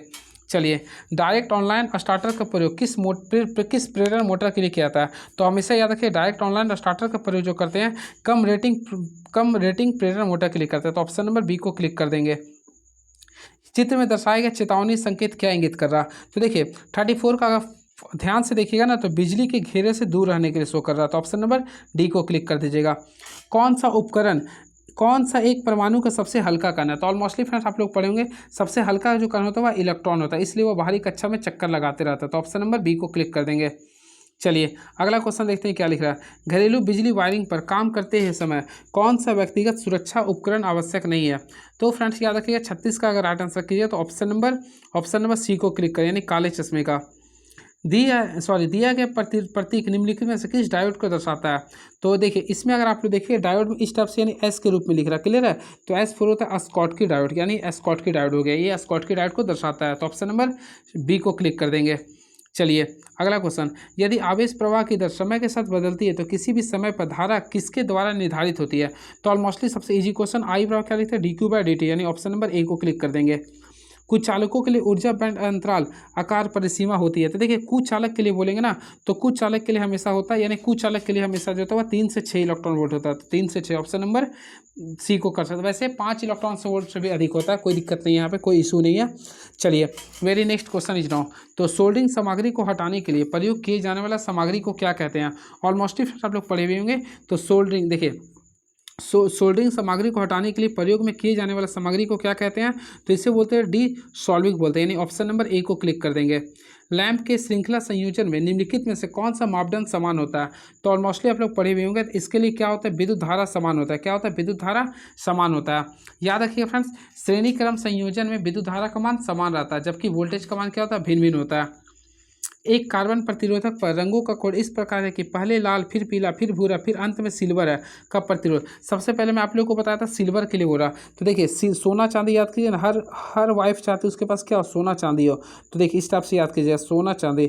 ऑलमोस्टली सोना के लिए क्या होता है? टॉलरेंस का वैल्यू +-5% होता है। क्लियर है? और चांदी के लिए क्या होता है? +-10% होता है। तो हम लोग यहाँ पे किसका बोल रहा था? सिल्वर के लिए, यानी चांदी के लिए। तो जहाँ पे 10% है वो आंसर होगा, यानी चाहे ए होगा चाहे फिर डी होगा। क्लियर है? आप लोग का बी या सी को कैंसिल कर दीजिएगा। तो चलिए अब देखते हैं ऑप्शन के अकॉर्डिंग। सबसे पहले बोल रहा था लाल के लिए, तो हम क्या बोल, अपना आगे बोलेगा बीबी, आगे बोले बीबी रॉय। यहाँ पे आप आगे याद कीजिए बीबी रॉय। सबसे पहले देखिए 0 होता है, 1 यहाँ पे 2, तो सबसे पहले आप देखेंगे 2 से स्टार्ट है। तो ऑप्शन नंबर डी को क्लिक कर देंगे, यानी 244 230 + 10% हो गया। क्लियर है? चलिए इस क्वेश्चन को मैं इसलिए नहीं समझा रहा क्योंकि मैं ऐसा बहुत क्वेश्चन बता दिया इस सीरीज में। चलिए अगला क्वेश्चन लिख रहा है, एक चालक में पैदा हुई ऊष्मा किसके वर्ग के समानुपाती होती है? तो फ्रेंड्स याद है किसके वर्ग के? तो देखिए एच का फॉर्मूला हम लोग ऑलमोस्टली पढ़े, क्या होता है? I² RT होता है। क्या होता है? I² RT। तो यहाँ पे देखिए करंट क्या होता है, यानी एच इज डायरेक्टली प्रोपोर्शनल क्या होता है? करंट का होता है। तो करंट का हो गया, यानी ऑप्शन नंबर जाएंगे तो ऑप्शन नंबर सी को क्लिक करेंगे, तो राइट आंसर होगा option number C is the right answer. Clear है? नाइक्रोम के तार का गलनांक क्या होता है? काफ़ी अच्छा क्वेश्चन है ये। तो फ्रेंड नाइक्रोम के तार का जो गलनांक होता है याद रखिएगा N4 होता है नाइट्रोजन, सॉरी N होता है अल्फाबेट में, 14 में आता है ना, तो इस प्रकार मैं 1400 डिग्री सेल्सियस याद किया था, शायद ऑप्शन भी है, तो ऑप्शन नंबर बी को क्लिक कर दिया है ना। चलिए, टांका में कमी को रोकने के लिए निम्नलिखित में से किस मोटर के प्रतिरोधकों को आर्मेचर कॉइल और कम्यूटेटर सेगमेंट के बीच रखा जाता है? तो हमेशा याद रखें इसे हम लोग यूनिवर्सल मोटर के बीच में रखते हैं, तो right answer option number B को क्लिक कर दीजिए। तो यूनिवर्सल मोटर में टॉर्क में कमी को रोकने के लिए प्रतिरोधकों को आर्मेचर कॉइल और कम्यूटेटर सेगमेंट के बीच रखा जाता है। 3 फेज प्रेरण मोटर के साथ स्टेटर प्रतिरोध स्टार्टर का उपयोग करते समय स्टार्टर के प्रतिरोध को कैसे रखा जाता है? तो फ्रेंड्स इसके लिए याद रखिएगा, इसको हम लोग रखते हैं, कैसे रखते हैं? अधिकतम साथ रखते हैं। क्या रखते हैं? अधिकतम रखते हैं, यानी ऑप्शन नंबर ए को क्लिक कर देंगे। किस ट्रांसफार्मर का उपयोग बैटरी चार्जर के लिए किया जाता है? अभी जस्ट मैं बताया था फ्रेंड, तो याद रखिएगा स्टेप डाउन जो प्रयोग करते हैं, स्टेप डाउन ट्रांसफार्मर का प्रयोग जो करते हैं वह बैटरी चार्जर में किया था। क्लियर है? स्टेप डाउन ट्रांसफार्मर का उपयोग उच्च वोल्टेजता को निम्न, यानी क्या रखिए, देखिए स्टेप डाउन है ना, तो ये क्या किया, उच्च वोल्टेज को निम्न वोल्टेज में बदलता है, यानी कि हाई वोल्टेज को, देखिए हाई वोल्टेज रहेगा ना, इसको लो वोल्टेज में बदलने का कार्य करता है। क्लियर है? अब बैटरी चार्जिंग के लिए निम्न वोल्टेज की आवश्यकता भी होती है। दी गई आकृति में ये बताना प्रतीक को, सबसे पहले M4 क्या होता है? मोटर हो गया। क्लियर? इस प्रकार है तो DC, तो यानी कि DC मोटर हो गया। तो ऑप्शन नंबर हम लोग क्या करेंगे? बी को क्लिक कर देंगे। चलिए नेक्स्ट क्वेश्चन, DC दिष्ट धारा मशीन जनित्र के रूप में चले या मोटर के रूप में निम्नलिखित में से कौन सा धारा एक ही दिशा में बनाई जाती है? तो देखिए जो एक ही दिशा में होती है तो ऑलमोस्ट आप लोग पढ़ेंगे, उसे बोलते हैं दिष्ट धारा। क्या बोलते हैं? दिष्ट धारा। तो इसमें तो क्वेश्चन कहाँ लिख रहा है? ये रुके, ये क्वेश्चन तो गड़बड़ कर दिया। एक मिनट देखता हूँ, थोड़ा सा इसके लिए कंफ्यूज कर दिया हूँ, वैसे वही होगा, देखता हूँ, रुके। हाँ, 49वां नंबर ही है ना, रुके। हाँ फ्रेंड्स याद रखिएगा, देखिए डिस्ट धारा मशीन जनित्र के लिए चले या मोटर के रूप में निम्नलिखित में से कौन सी धारा एक ही दिशा बनाए रखती है? तो डिस्ट धारा होगा। क्या होगा? डिस्ट धारा। लेकिन एक ही दिशा जो बनाए रखती है उसे हम लोग क्या बोलते हैं? ऑलमोस्टली मैं आप लोग बताया था, इसे बोलते हैं प्रेरित विद्युत वाहक बल, यानी EMF जो होता है वह एक ही दिशा को बनाए रहती है। याद रखिएगा, डिस्ट धारा मशीन जनित्र के रूप में चले या मोटर के रूप में प्रेरित विद्युत वाहक बल ही एक दिशा में बनाए रखती है, यानी EMF। क्लियर है? चलिए अगला क्वेश्चन देखते हैं, क्वेश्चन क्या लिख रहा है ये। तो क्वेश्चन नंबर 50 में आ चुके हैं।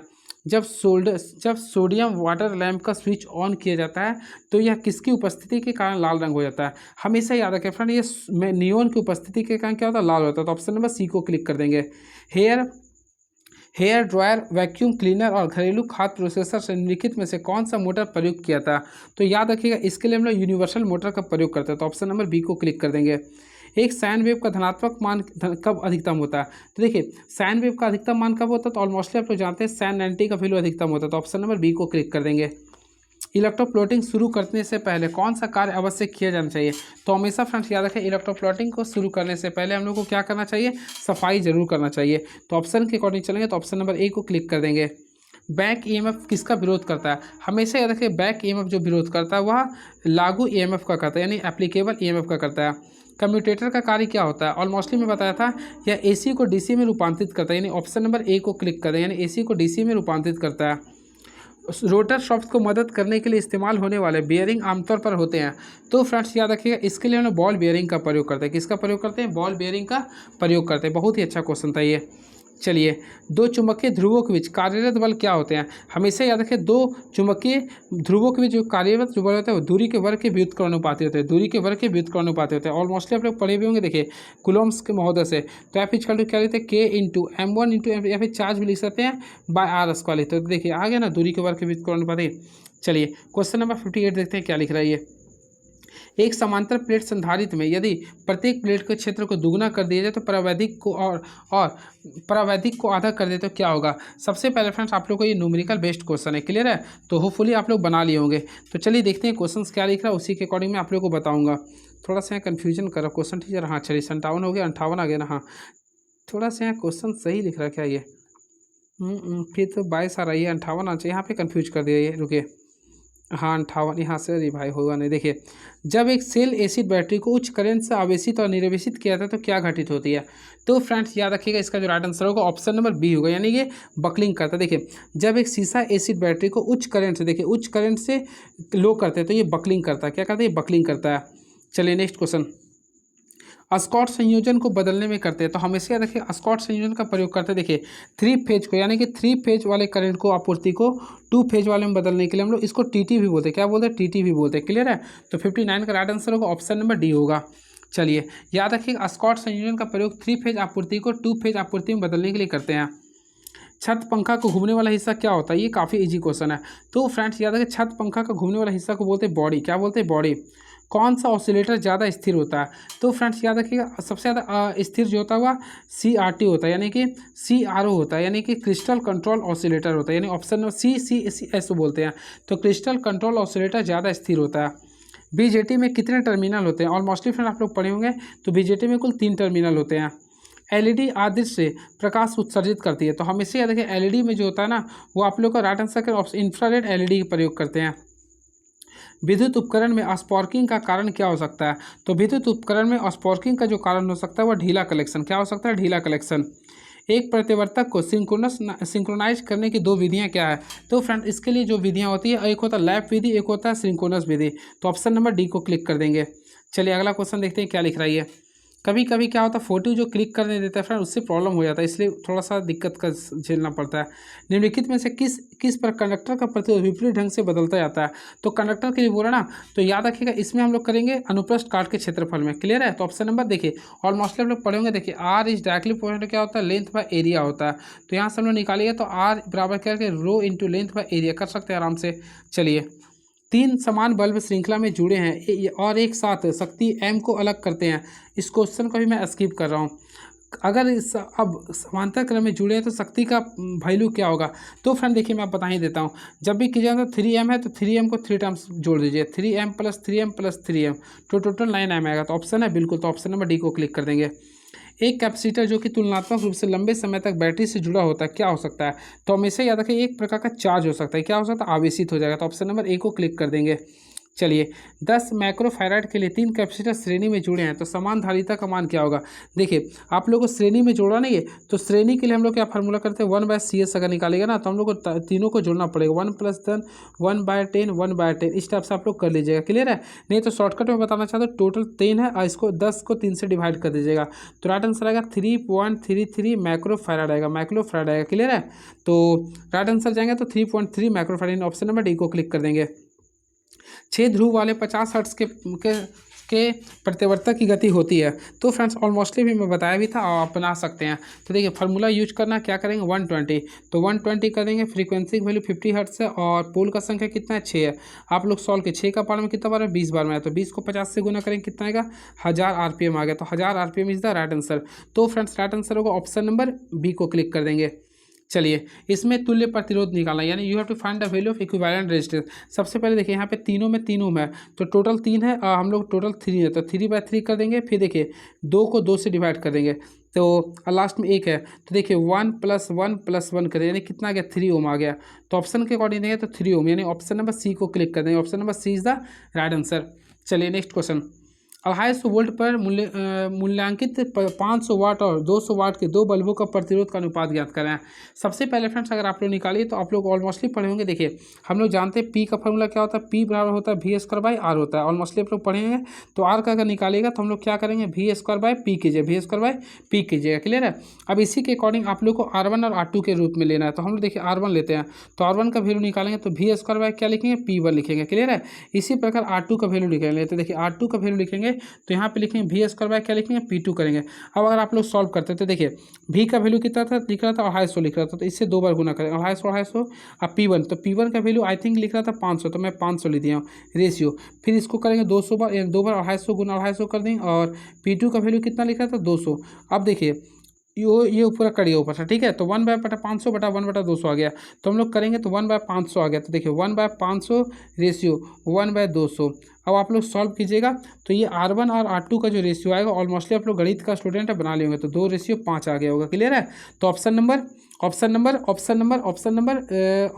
क्या है? हाँ, 2:20, यानी गणित का तो स्टूडेंट मैं हूँ सर फ्रेंड्स, ठीक है, लेकिन फिजिक्स भी बताता हूँ। तुल्यकालीन मोटर की आवश्यकता होती है, तो हमेशा याद रखें, तुल्यकालीन मोटर की जो आवश्यकता होती है वह 3 फेज प्रतिवर्ती धारा और डिश धारा आपूर्ति के लिए। नहीं, ऑप्शन नंबर सी को क्लिक कर देंगे। चलिए, बस कुछ क्वेश्चन और बचा हुआ है।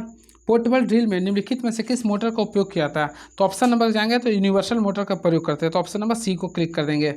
चलिए नेक्स्ट क्वेश्चन, किसी पावर ट्रांसफार्मर में टैपिंग स्विच किससे जुड़ा होता है? तो हमेशा याद रखें किसी पावर ट्रांसफार्मर में टैपिंग स्विच जो जुड़ा होता है सेकेंडरी वाइंडिंग से जुड़ा होता है। किससे जुड़ा होता है? सेकेंडरी वाइंडिंग से। तो ऑप्शन नंबर ए को क्लिक कर देंगे। ये रहा आप लोग का डिस्कशन, और आंसर भी देख सकते हैं, कहीं कन्फ्यूजन होगा तो देख सकते हैं। चलिए अब स्टार्ट कर रहे हैं सेट नंबर 16। तो देखिए 16 को भी मैं कंप्लीट कर देता हूँ, यानी मेरा जो टारगेट था उसी के अकॉर्डिंग मैं पूरे के पूरे करवा रहा हूँ। चलिए देखता हूँ क्वेश्चन क्या लिख रहा है ये। कंडक्टर के आकार को मापने के लिए उपयोग किए गए मापक वायर गेज के खांचे में बेयर कंडक्टर डालते समय बेयर कंडक्टर को क्या कहते हैं? तो फ्रेंड्स याद रखें इसे हम लोग बोलते हैं ना। देखिए क्या होता है, तो ऑप्शन के इसको हटा रहा हूँ, इसकी भी क्वेश्चन अलग अलग टाइप का। ये ओम का नियम बतलाता है कि सबसे पहले याद रखें ओम का नियम ये बताता है कि भी बराबर क्या होता है? I R. भी बराबर क्या होता है? आई आर होता है। तो ऑप्शन नंबर ए को क्लिक कर देंगे। तो option number A is the right answer. Clear है? तो चलिए, लेकिन इसमें याद रखें एट कॉन्स्टेंट टेम्परेचर होता है। अरे भाई क्या हो गया? हाँ चलिए अगला क्वेश्चन देखते हैं आप लोग भी। अगला क्वेश्चन क्या लिख रहा? तो लिखा निम्नलिखित में कौन सा प्रतिरोधक बनाने के लिए एक आदर्श सामग्री होती है? तो तीसरा का जाएंगे तो ऑप्शन नंबर डी को क्लिक कर दे, यानी कि कार्बन। कार्बन को बनाने के लिए एक आदर्श सामग्री होती है। क्लियर है? चलिए निम्नलिखित में कौन सा परीक्षक केबल में अर्थ फॉल्ट के स्थान पर पता लगाने के लिए किया था? तो हमेशा याद रखिएगा अर्थ फॉल्ट में स्थान का पता लगाने के लिए हम लोग इसके लिए प्रयोग करते हैं मुर्रे का लूप नियम करते हैं, यानी ऑप्शन नंबर सी को क्लिक कर देंगे। कौन सा विद्युत का कमजोर चालक है? तो ऑप्शन के अकॉर्डिंग देखिए तो शुद्ध जल। शुद्ध जल विद्युत के कमजोर चालक हो जाएगा। इसमें आप लोग को वैल्यू निकालना फ्रेंड, तो छठा को सॉल्व कीजिएगा। तो ऑलमोस्टली इसको मैं भी स्किप कर रहा हूँ। पीपीई का पूर्ण रूप क्या होता है? देखिए काफ़ी अच्छा क्वेश्चन है। तो पर्सनल प्रोटेक्टिव इक्विपमेंट होता है। तो ऑप्शन के अकॉर्डिंग है तो ऑप्शन नंबर डी को क्लिक कर दें, पर्सनल प्रोटेक्टिव इक्विपमेंट होगा। क्लियर है? यानी option number D is the right answer. चलिए नेक्स्ट क्वेश्चन देखते हैं क्या लिख रहा है ये, यानी क्वेश्चन नंबर 8वां देखते हैं क्या लिख रहा। तो क्वेश्चन नंबर 8वां ये रहा। देखिए ये क्वेश्चन इंपॉर्टेंट है, मैं आप लोगों को बताया था HRC फ्यूज का फ्यूजिंग घटक क्या होता है? तो ऑलमोस्टली मैं बताया था 1.1 होता है। क्या होता है? 1.1 होता है। तो राइट आंसर करेंगे तो ऑप्शन नंबर सी को क्लिक कर देंगे। काफ़ी अच्छा क्वेश्चन था ये। इलेक्ट्रोड के पर गैसों का संचय क्या कहलाता है? तो हमेशा याद रखिएगा इलेक्ट्रोड पर गैसों का संचय क्या कहलाता है? ऑलमोस्टली मैं बताया था पोलराइजेशन कहलाता है। क्या कहलाता है? पोलराइजेशन। नियत वोल्टेज चार्जर निम्नलिखित में से किस में मदद करता है? तो हमेशा याद रखें नियत वोल्टेज चार्जर की सहायता से फास्ट चार्जिंग होती है। क्या होता है? फास्ट चार्जिंग, यानी कि fast charging. Option number C को क्लिक कर देंगे। कॉर्क स्क्रू नियम किसको इंगित करता है? तो फ्रेंड्स याद रखिए कॉर्क स्क्रू जो नियम करता है वह चुंबकीय बल रेखाओं की दिशा को करता है, यानी ऑप्शन नंबर डी को क्लिक कर देंगे।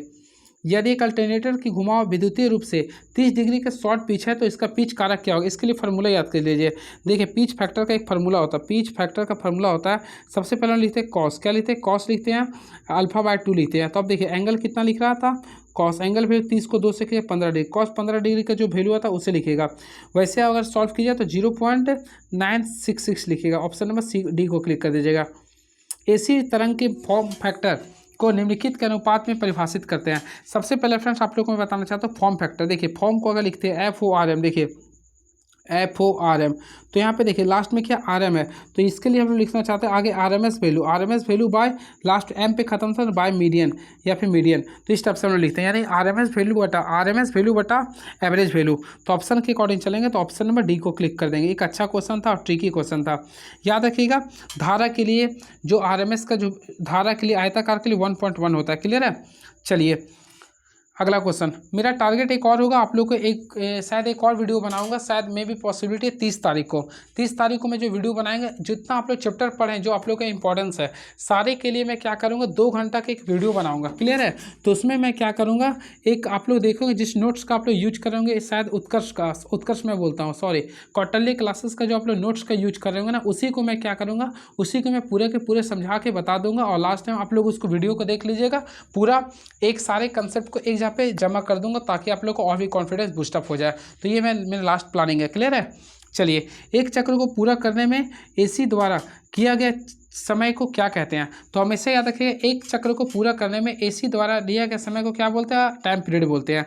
टाइम पीरियड है बिल्कुल। तो ऑप्शन नंबर बी को क्लिक कर देंगे, या फिर नहीं एक पूरा नहीं है तो हम लोग इसको क्या बोलते हैं फ्रेंड? ऑलमोस्टली आप लोग बता सकते हैं, इसे बोलते हैं प्रतिवर्ती धारा, यानी अल्टरनेटिंग करंट। तो ऑप्शन नंबर बी को क्लिक कर देंगे।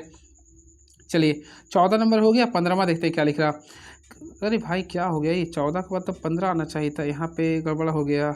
देखिए यहाँ पे गड़बड़ हो गया, 15 नहीं है, देखता हूँ 15 है क्या, शायद गड़बड़ हो गया यहाँ पे। गड़बड़ हो गया आप लोग का फ्रेंड, सॉरी 15वां आप लोग का नहीं मिल रहा है यहाँ पे, सॉरी। फिर भी देखता हूँ, एक मेरे पास पिछले वाला आया था, अगर हो गया तो ठीक है, नहीं तो फिर बता दूंगा जो था, और क्या कर सकते हैं। देखिए 15वां है इसमें, हाँ यहीं से आप लोग का देखते हैं।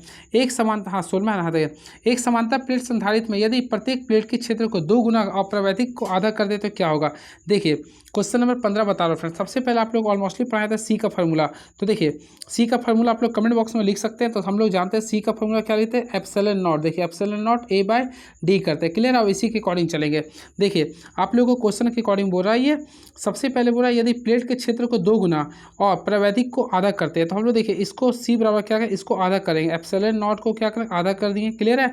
और एरिया को बोला तो 2 गुना करने के लिए, तो डी है, डी रहने देंगे। अब आप लोग देखिए 2 2 तो कैंसिल हो गया, तो सेम रह गया ना, यानी epsilon naught A by D रह गया, यानी सेम आ गया। तो क्या होगा, कोई परिवर्तन नहीं होगा। तो ऑप्शन नंबर क्या करेंगे, कोई धारिता में कोई परिवर्तन नहीं होगा। तो option number A is the right answer.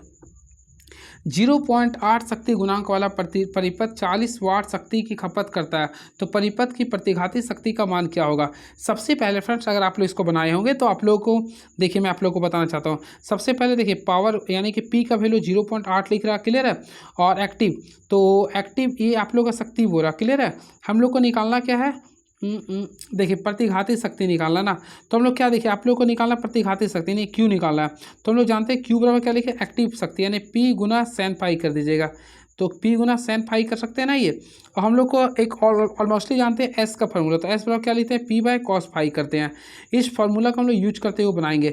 सबसे पहले देखिए हम लोग एस का यूज कर रहे हैं, तो एस का फार्मूला क्या लिखेंगे, एस बराबर लिख सकते हैं पी बाय कॉस फाई करेंगे, के लिए इसके अकॉर्डिंग आप लोग बनाइए। तो देखिए हम लोग का यानी कि देखिए एस का वैल्यू कुछ तो नहीं लिख रहा है ये। इस क्वेश्चन को मैं अभी स्किप कर रहा हूँ, सॉरी। चलिए देखता हूँ नेक्स्ट क्वेश्चन क्या लिख रहा है ये। निम्नलिखित में कौन सा एक अच्छा निर्वाहक और अच्छा अवरोधी होती है। तो ऑलमोस्टली फ्रेंड्स आप लोगों को पता होगा एक सेमीकंडक्टर जो होता है ना, एक अच्छा निर्वाहक भी होता है, एक अच्छा अवरोधी भी होता है। तो राइट आंसर करेंगे तो ऑप्शन नंबर डी को क्लिक कर देंगे। चलिए एनामेल वर्निश की एक पतली परत के साथ लेपिंग तांबे के तार को क्या कहते हैं। तो इसे कहते हैं सुपर एनामेल तार बोलते हैं, यानी ऑप्शन नंबर डी को क्लिक करते हैं। जब विद्युत धारा के औसत मान का निर्धारण करें जब विद्युत धारा का शिखर मान 10 एम्पियर है। तो फ्रेंड्स अगर आप लोग इसे सॉल्व करना चाहते हैं 19 के लिए, तो हम लोग को फार्मूला का यूज करना पड़ेगा, क्लियर है। तो इसे सॉल्व कीजिएगा ना, तो आप लोग का जो राइट आंसर आएगा 6.37 आएगा। ऑप्शन नंबर सी को क्लिक कर दीजिएगा। प्रवर्धन युग्मक में संधारित्र का प्रयोग इसलिए किया जाता है क्यों। Why is capacitor use in amplifier coupling. तो फ्रेंड इसके लिए याद कीजिए ऑप्शन नंबर बी का प्रयोग करें, यानी डिस्ट धारा के आउटपुट के साथ मिलने को रोकने के लिए। Option number B is the right answer. दिए गए स्विच परिपथ के समान बुलियन फंक्शन क्या है। तो 21 का राइट आंसर कीजिए, तो देखिए ऑप्शन नंबर डी को क्लिक कर देंगे। देख सकते हैं आप लोग सबसे पहले ए है, और आप लोग देखिए इसमें हम लोग बी प्लस सी करें, पैरेलल में आ रहा नहीं ये। चलिए अब 22 नंबर क्वेश्चन इज नाउ। तो 22 नंबर क्वेश्चन ये रहा, दिए गए विकल्पों में से अर्थिंग करने की एक सामान्य विधि पहचाने। तो देखिए अर्थिंग करने की सामान्य विधि बोल रहा, तो देखिए एक पानी के पाइप में माध्यम से भूसंपर्कता। तो ऑप्शन नंबर सी को क्लिक कर देंगे। देखिए अगला क्वेश्चन काफ़ी अच्छा है। दो बाइनरी नंबर ए और बी जिसका गुणनफल 11 0 11 और यदि ए बराबर 0 1 1 है तो बी का मान क्या होगा। सबसे पहले हम लोग निकालने का प्रयास करेंगे। सबसे पहले हम लोग को इसका वैल्यू निकालिए। देखिए इसको तोड़िए आगे, तो हम तोड़ने सिखा देते हैं, आप लोग जानते भी होंगे। देखिए यहाँ पे 1 है, फिर 1 है, 0 है, 1 है, 1 है, यानी इसका वैल्यू 1 ही रहेगा। इसका वैल्यू क्या करेंगे, 2 करेंगे, ये आप लोगों का ख़त्म हो गया। वैसे 4 होना चाहिए, यहाँ पे 8 होना चाहिए, और ये 16। सबको आपस में गुना कीजिए, आप फिर जोड़ दीजिए, सबको आपस में गुना कीजिए, जोड़ दीजिए आपस में। देखिए आप लोग बीच आंसर आ जाए खुद से। देखिए ये प्रोसेस होता है, आप लोग पढ़े भी होंगे। 1 को 1 से गुना किया 1 हो गया, 2 को 1 से गुना किया 2 हो गया, 4 को 0 से गुना किया 0 हो गया, 8 को 1 से गुना किया 8 हो गया, 16 को 1 से गुना किया 16, जोड़िए 16 8 24, 24 2 26 और 1 27, यानी कि यहाँ पे फ्रेंड्स 27 आ रहा है। क्लियर है, आई होप आप लोग क्लियर होगा। अब देखिए ए का वैल्यू लिख रहा 0 1 1, यानी 1 हो गया, यहाँ पे 2 लिखेंगे। तो 1 को 1 से गुना किया 1 और 2 को 1 से गुना किया 2 और 1 कितना आ गया 3।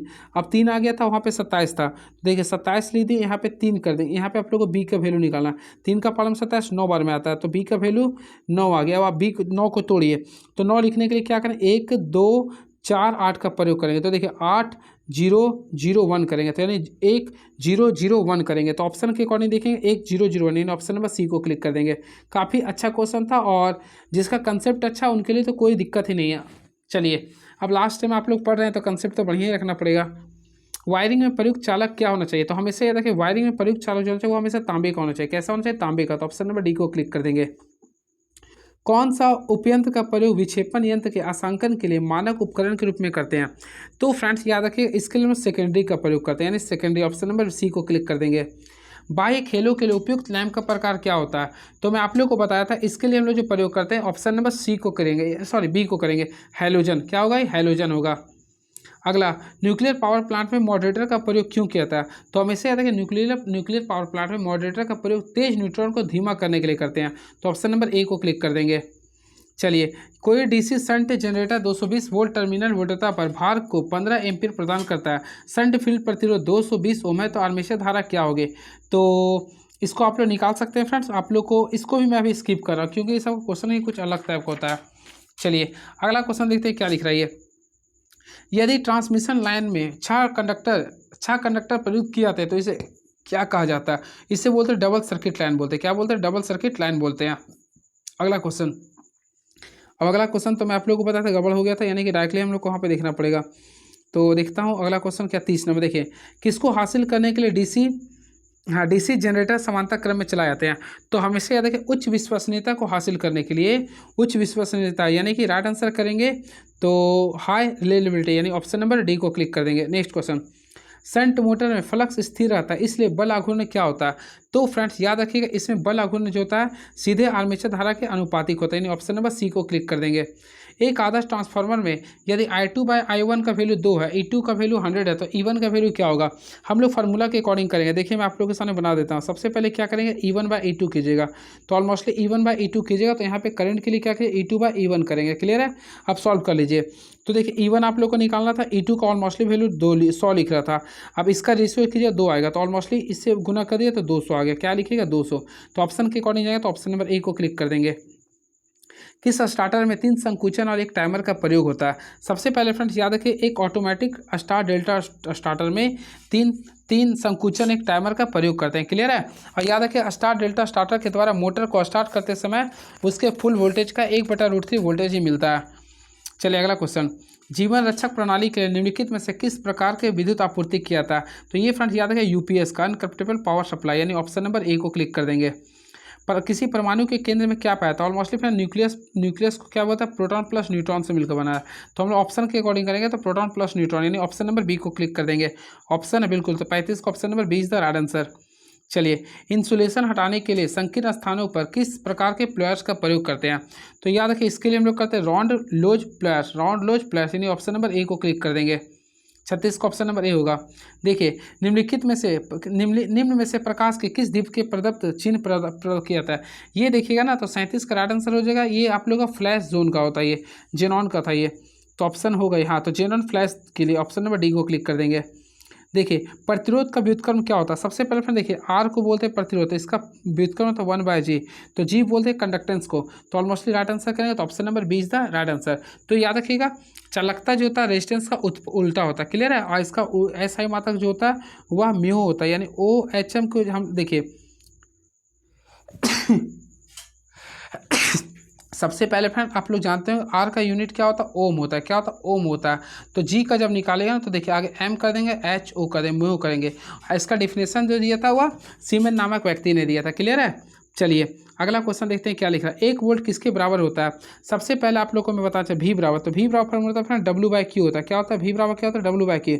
और वर्क कैसे होता है? क्या होता है? जूल प्रति कूलम, तो जूल प्रति कूलम को बोलते हैं हम लोग एक वोल्ट, यानी ऑप्शन नंबर क्या बोलेंगे? ऑप्शन नंबर सी को क्लिक कर देंगे। चलिए, 20 वाट प्रतिरोध वाले 2 kV के विद्युत हीटर की वोल्टता प्राप्त का मान क्या होगा? सबसे पहले 20 वाट बोला ना, तो इसके लिए अगर आप लोग निकालिए तो कुछ भी नहीं करना, आप लोग आसानी से कर सकते हैं। सबसे पहले क्या कीजिए, देखिए हम लोग जानते हैं आर का वैल्यू, मैं उतना लिखने वाला नहीं है, आप लोग को रैपिड फायर चला रहा हूँ। सबसे पहले आप लोग को मैं बताया था पी का फॉर्मूला लिखे थे, पी का फॉर्मूला क्या होता है? V² होता है। क्लियर है? और आप लोग को निकालना था V, तो V बराबर क्या लिखिएगा? P इंटू आर कीजिएगा ना, अब यहाँ पे अंडर रूट कर देंगे, तो हम लोग यहाँ पे करेंगे, यानी V बराबर कीजिएगा तो √PR कीजिएगा, P गुना R करेंगे। क्लियर है? तो P का वैल्यू कितना था फ्रेंड? 2000 था, और R का वैल्यू देखेंगे तो 20 था। यहाँ से आप लोग मल्टीप्लाई कर दीजिए तो कितना आएगा? 200 वोल्ट आएगा। 200 वोल्ट, यानी ऑप्शन के अकॉर्डिंग जाएंगे तो 200 वोल्ट, यानी ऑप्शन नंबर सी को क्लिक कर देंगे। निम्नलिखित में से किस कनेक्शन में प्रतिरोधकों की सभी टर्मिनल्स जुड़े और सभी टर्मिनल्स जुड़े होते हैं। देखिए, निम्नलिखित में से किस कनेक्शन में प्रतिरोधकों के सभी प्रथम टर्मिनल्स जुड़े और दूसरे टर्मिनल्स जुड़े होते हैं। तो ऑप्शन के अकॉर्डिंग देखिए ना, तो यदि किसी कनेक्शन में प्रतिरोधकों के सभी टर्मिनल प्रथम टर्मिनल से जुड़े फिर दूसरा तीसरा जुड़े हो ना, तो पहला और दूसरा जो जुड़े उसे बोलते हैं समांतर क्रम। क्या बोलते हैं? समांतर क्रम। तो ऑप्शन नंबर करेंगे तो ए इज द राइट आंसर। और समांतर क्रम संयोजन में तुल्य प्रतिरोध में कमी होती है। क्लियर है? और समांतर क्रम संयोजन फ्रेंड्स याद रखिए वोल्टता का मान समान होता है। क्लियर है? क्योंकि उसमें पोलैरिटी नहीं बदलती है और धारा का मान क्या होता है? बदलते रहता है। क्लियर है? और घरेलू उपकरणों में हमेशा समांतर क्रम संयोजन का प्रयोग करते हैं। चलिए अगला क्वेश्चन देखते हैं क्या लिख रहा है। 1 किलोवाट किसके बराबर होता है? और मोस्टली आप लोग पढ़े होंगे तो 1 किलोवाट घंटा बराबर 1 किलोवाट किसके बराबर होता है। देखिए यहाँ पे क्वेश्चन एचपी में लिख रहा, तो फ्रेंड्स हम लोग देखिए 1 किलोवाट लिख रहा है, तो 1 किलोवाट बराबर होता है, हम लोग जानते हैं 1000 वाट होता है। क्लियर है? 1000 होता है, 1000 वाट होता है। अब एक वाट बराबर करना पड़ेगा। क्लियर है? तो यहाँ पे अगर कीजिएगा ना तो एचपी के अकॉर्डिंग कीजिए तो 1.34 आएगा, 1.34 एचपी आएगा। तो ऑप्शन के अकॉर्डिंग बी को क्लियर कीजिएगा। चलिए, और 1 मीट्रिक टन बराबर होता है 735.5 टन होता है। क्लियर है? अब मोटर की रेटिंग हमेशा एचपी में लेते हैं। एक यूनिवर्सल मोटर में अल्टरनेटिंग फ्लक्स द्वारा उत्पन्न एडी करंट क्या होती है? तो याद रखें एक यूनिवर्सल मोटर में अल्टरनेटिंग फ्लक्स द्वारा उत्पन्न एडी करंट मोटर में अत्यधिक गर्मी उत्पन्न नहीं कर सकता क्योंकि उसका कोर क्या होता है? लैमिनेटेड होता है। तो ऑप्शन नंबर ए को क्लिक कर देंगे। चलिए अगला क्वेश्चन देखते हैं क्या लिख रहा है ये। स्लिप रिंग प्रेरण मोटर स्टार्ट करने के लिए उपयोग किए जाने वाला स्टार्टर का प्रयोग क्या होता है? प्रकार बताइए। तो हमेशा याद रखें इसके लिए हम लोग करते हैं रोटर प्रतिरोध स्टार्टर का नाम लेते हैं। धारा ट्रांसफार्मर का उपयोग कहाँ करते हैं? देखिए धारा ट्रांसफार्मर का प्रयोग हमेशा फ्रेंड्स याद रखें स्टेप अप ट्रांसफार्मर में करते हैं। कहाँ पे करते हैं? स्टेप अप ट्रांसफार्मर में। क्लियर है? तो धारा ट्रांसफार्मर स्टेप अप ट्रांसफार्मर का प्रकार होता है। इसमें ऑलमोस्टली पढ़े होंगे। देखिए इसमें याद रखिए फ्रेंड, इसमें उच्च धारा के मापन हेतु प्रयोग करते हैं। क्लियर है? और इसका द्वितीय वाइंडिंग कभी भी खुला नहीं रहता है। क्वेश्चन आता है कौन सा ऐसा ट्रांसफार्मर जिसका सेकेंडरी वाइंडिंग कभी भी नहीं खुला होता? तो स्टेप अप का। क्लियर है? चलिए, यदि परिचालन के दौरान डीसी शंट का फील्ड खुला हो तो उसकी गति पर क्या प्रभाव पड़ेगा? हमेशा याद रखिए किसी परिचालन के दौरान डीसी शंट का फील्ड खुला हो तो शंट मोटर खतरनाक ढंग से उच्च गति प्राप्त कर लेगा। तो ऑप्शन नंबर सी को क्लिक कर देंगे। चलिए 48 नंबर क्वेश्चन। सीरीज जनरेटर आमतौर पर उपयोग नहीं किया था क्योंकि उसके टर्मिनल में क्या होते हैं? क्योंकि फ्रेंड उसका टर्मिनल क्या होता है? विद्युत धारा से परिवर्तन के साथ बदल जाता है। तो ऑप्शन नंबर ए को क्लिक कर देंगे। डिस्ट धारा जनित में चुंबकीय और यांत्रिक हानियों को एक साथ कहा जाता है। तो हमेशा याद रखें इसको एक साथ क्या कहते हैं? तो प्रकीर्णन हानि यानी कि मिसक्लेनियस लॉस कहते हैं। तो यानी ऑप्शन नंबर बी को क्लिक कर देंगे। केवल सिरों पर प्रदीपन होता है तो यह क्या इंगित करता है? तो फ्रेंड इसे हम लोग इंगित करते हैं शॉर्ट सर्किट स्टार्टर। यूनिवर्सल मोटरों में कम कंपेंसेटिंग वाइंडिंग किस प्रकार की प्रयोग करते हैं? तो इसके लिए हम लोग जिस प्रकार का यूज करते हैं उसको बोलते हैं ऑप्शन नंबर सी को पकड़ेंगे, यानी कि आर्मेचर प्रतिक्रिया को प्रभाव को कम करने के लिए। तो ऑप्शन नंबर सी को क्लिक कर देंगे। चलिए नेक्स्ट क्वेश्चन देखते हैं क्या है। बस क्वेश्चन खत्म होने वाला है, देख लीजिए क्या रात बज रहा है, यानी कि 11:46 हो गया। भारत के घरों में सिंगल फेज सप्लाई वोल्टेज किस रूप में होता है? ऑलमोस्टली फ्रेंड आप लोग जानते हैं भारत के घरों में सिंगल फेज सप्लाई वोल्टेज होता है वह आरएमएस वोल्टेज के रूप में होता है, आरएमएस के वोल्टेज के रूप में होता है। क्लियर है? कौन सा सूक्ष्म सेल में विद्युत के रूप में कार्य करता है? तो ऑलमोस्टली फ्रेंड आप लोग पढ़े होंगे मैग्नीज डाइऑक्साइड होता है। तो option number C is the right answer. चलिए किस मशीन की क्षमता सबसे अधिक होती है? तो ऑप्शन के अकॉर्डिंग देखिएगा, तो विद्युत पावर ट्रांसफार्मर यानी कि ट्रांसफार्मर की दक्षता सबसे अधिक होती है। तो इजी क्वेश्चन था ये। चलिए अगला, डीसी मोटर में फील्ड कॉइल आमतौर पर किसके बने होते हैं? तो हमेशा याद रखें डीसी मोटर में फील्ड कॉइल जो बने होते हैं हमेशा आमतौर पर तांबा के बने होते हैं। स्टैटिक इलेक्ट्रिसिटी किससे उत्पन्न होती है? तो याद रखिए फ्रेंड स्टैटिक इलेक्ट्रिसिटी घर्षण से उत्पन्न होती है, यानी ऑप्शन नंबर ए को क्लिक कर देंगे। गिलबर्ट किसकी इकाई होती है? तो याद रखिए गिलबर्ट जो इकाई होती है एमएमएफ का होता है, यानी कि मैग्नेटोमोटिव फोर्स का होता है, यानी ऑप्शन नंबर बी को क्लिक कर देंगे। अगला, पोलराइजेशन का दोष क्या होता है? तो हमेशा याद रखें पोलराइजेशन का जो दोष होता है सिंपल वोल्टेज सेल होता है, यानी ऑप्शन नंबर बी को क्लिक करेंगे। किस प्रकार के वाट मीटर सिर्फ एसी पर इस्तेमाल किया जाता है? तो 59 का राइट आंसर करेंगे तो इंडक्शन टाइप वाट मीटर में, यानी ऑप्शन नंबर ए को क्लिक कर देंगे। चलिए ये रहा क्वेश्चन। आप लोग देखते हैं 60 नंबर क्वेश्चन क्या लिख रहा। निम्नलिखित में से उस विकल्प को चुने जो शेडेड पोल शेडेड में पाया जाता है। तो 60वां का राइट आंसर कीजिए तो फ्रेंड तो ऑप्शन नंबर सी को कीजिए, यानी घूर्णक। चलिए जहां आवृत्ति की आवश्यकता होती है वहां क्रिस्टल ऑसिलेटर्स का उपयोग करते हैं। तो इसके लिए राइट आंसर करेंगे तो 61 का ऑप्शन नंबर बी को करेंगे, यानी स्थिर होती है। अधिक वोल्टता पतन करने वाली युक्ति को क्या कहते हैं? तो फ्रेंड इससे हम लोग बोलते हैं यूजेटी, यानी यूनिजंक्शन ट्रांजिस्टर, यानी ऑप्शन नंबर बी को क्लिक करेंगे। यूनिजंक्शन ट्रांजिस्टर बोलते हैं। क्लियर है? चलिए, गर्म करने की चालकता का बढ़ना किसके मामले में होता है? तो हमेशा याद रखें फ्रेंड, इसमें होता है जो आप लोग अर्धचालकों में, किसमें होता है ये? अर्धचालकों में। तो ऑप्शन नंबर डी को क्लिक कर देंगे। वोल्टेज ग्रेटिंग में 650 वोल्ट से लेके 33,000 वोल्ट के बीच की सीमा को क्या कहते हैं? तो फ्रेंड्स इसे याद रखिएगा, इसे हम लोग बोलते हैं उच्च वोल्टेज। क्या बोलते हैं? उच्च वोल्टेज बोलते हैं। नेक्स्ट क्वेश्चन इज नाउ, निम्नलिखित में कौन एक अल्टरनेटर सॉफ्ट के एक सिरे पर फिक्स्ड एक छोटा डीसी शंट या कंपाउंड डायनेमो होता है? तो ऑप्शन नंबर ए को क्लिक कर देंगे। विद्युत के प्रति शरीर का प्रतिरोध जितना अधिक होगा व्यक्ति को उतना ही नुकसान क्या होगा? तो उतना ही नुकसान कम होगा। याद रखिएगा, विद्युत के प्रति शरीर का प्रतिरोध जितना अधिक होगा व्यक्ति को उतना नुकसान क्या होगा? कम होगा। उल्टा होता है ये। 10 एम्पियर 230 वोल्ट आपूर्ति स्रोत से जुड़े विद्युत हीटर का इनपुट शक्ति क्या होगा? देखिए, आप लोग बना लिए होंगे इनपुट शक्ति बोला ना, तो हम लोग जानते हैं पी का फॉर्मूला क्या होता है? वी आई होता है। क्या होता है? वी आई होता है। वी का वैल्यू 230 लिखा, मैं 230 लिख दिया। करंट लिखा है 10, तो यहाँ पे आप लोग गुना कर लिए, यानी 2 3 कीजिए, डबल जीरो कर दीजिए, वाट, तो 2300 वाट होगा। तो ऑप्शन के अकॉर्डिंग जाएंगे, तो ऑप्शन नंबर ए को क्लिक कर देंगे। चलिए, धारिता का विमीय सूत्र क्या होता है? आप लोग को कैपेसिटेंस का निकालना होगा। तो फ्रेंड्स अगर आप लोग निकालिएगा ना, तो आप लोग को ऑप्शन नंबर सी आ जाएगा। ऑप्शन नंबर सी आ जाएगा। क्लियर है?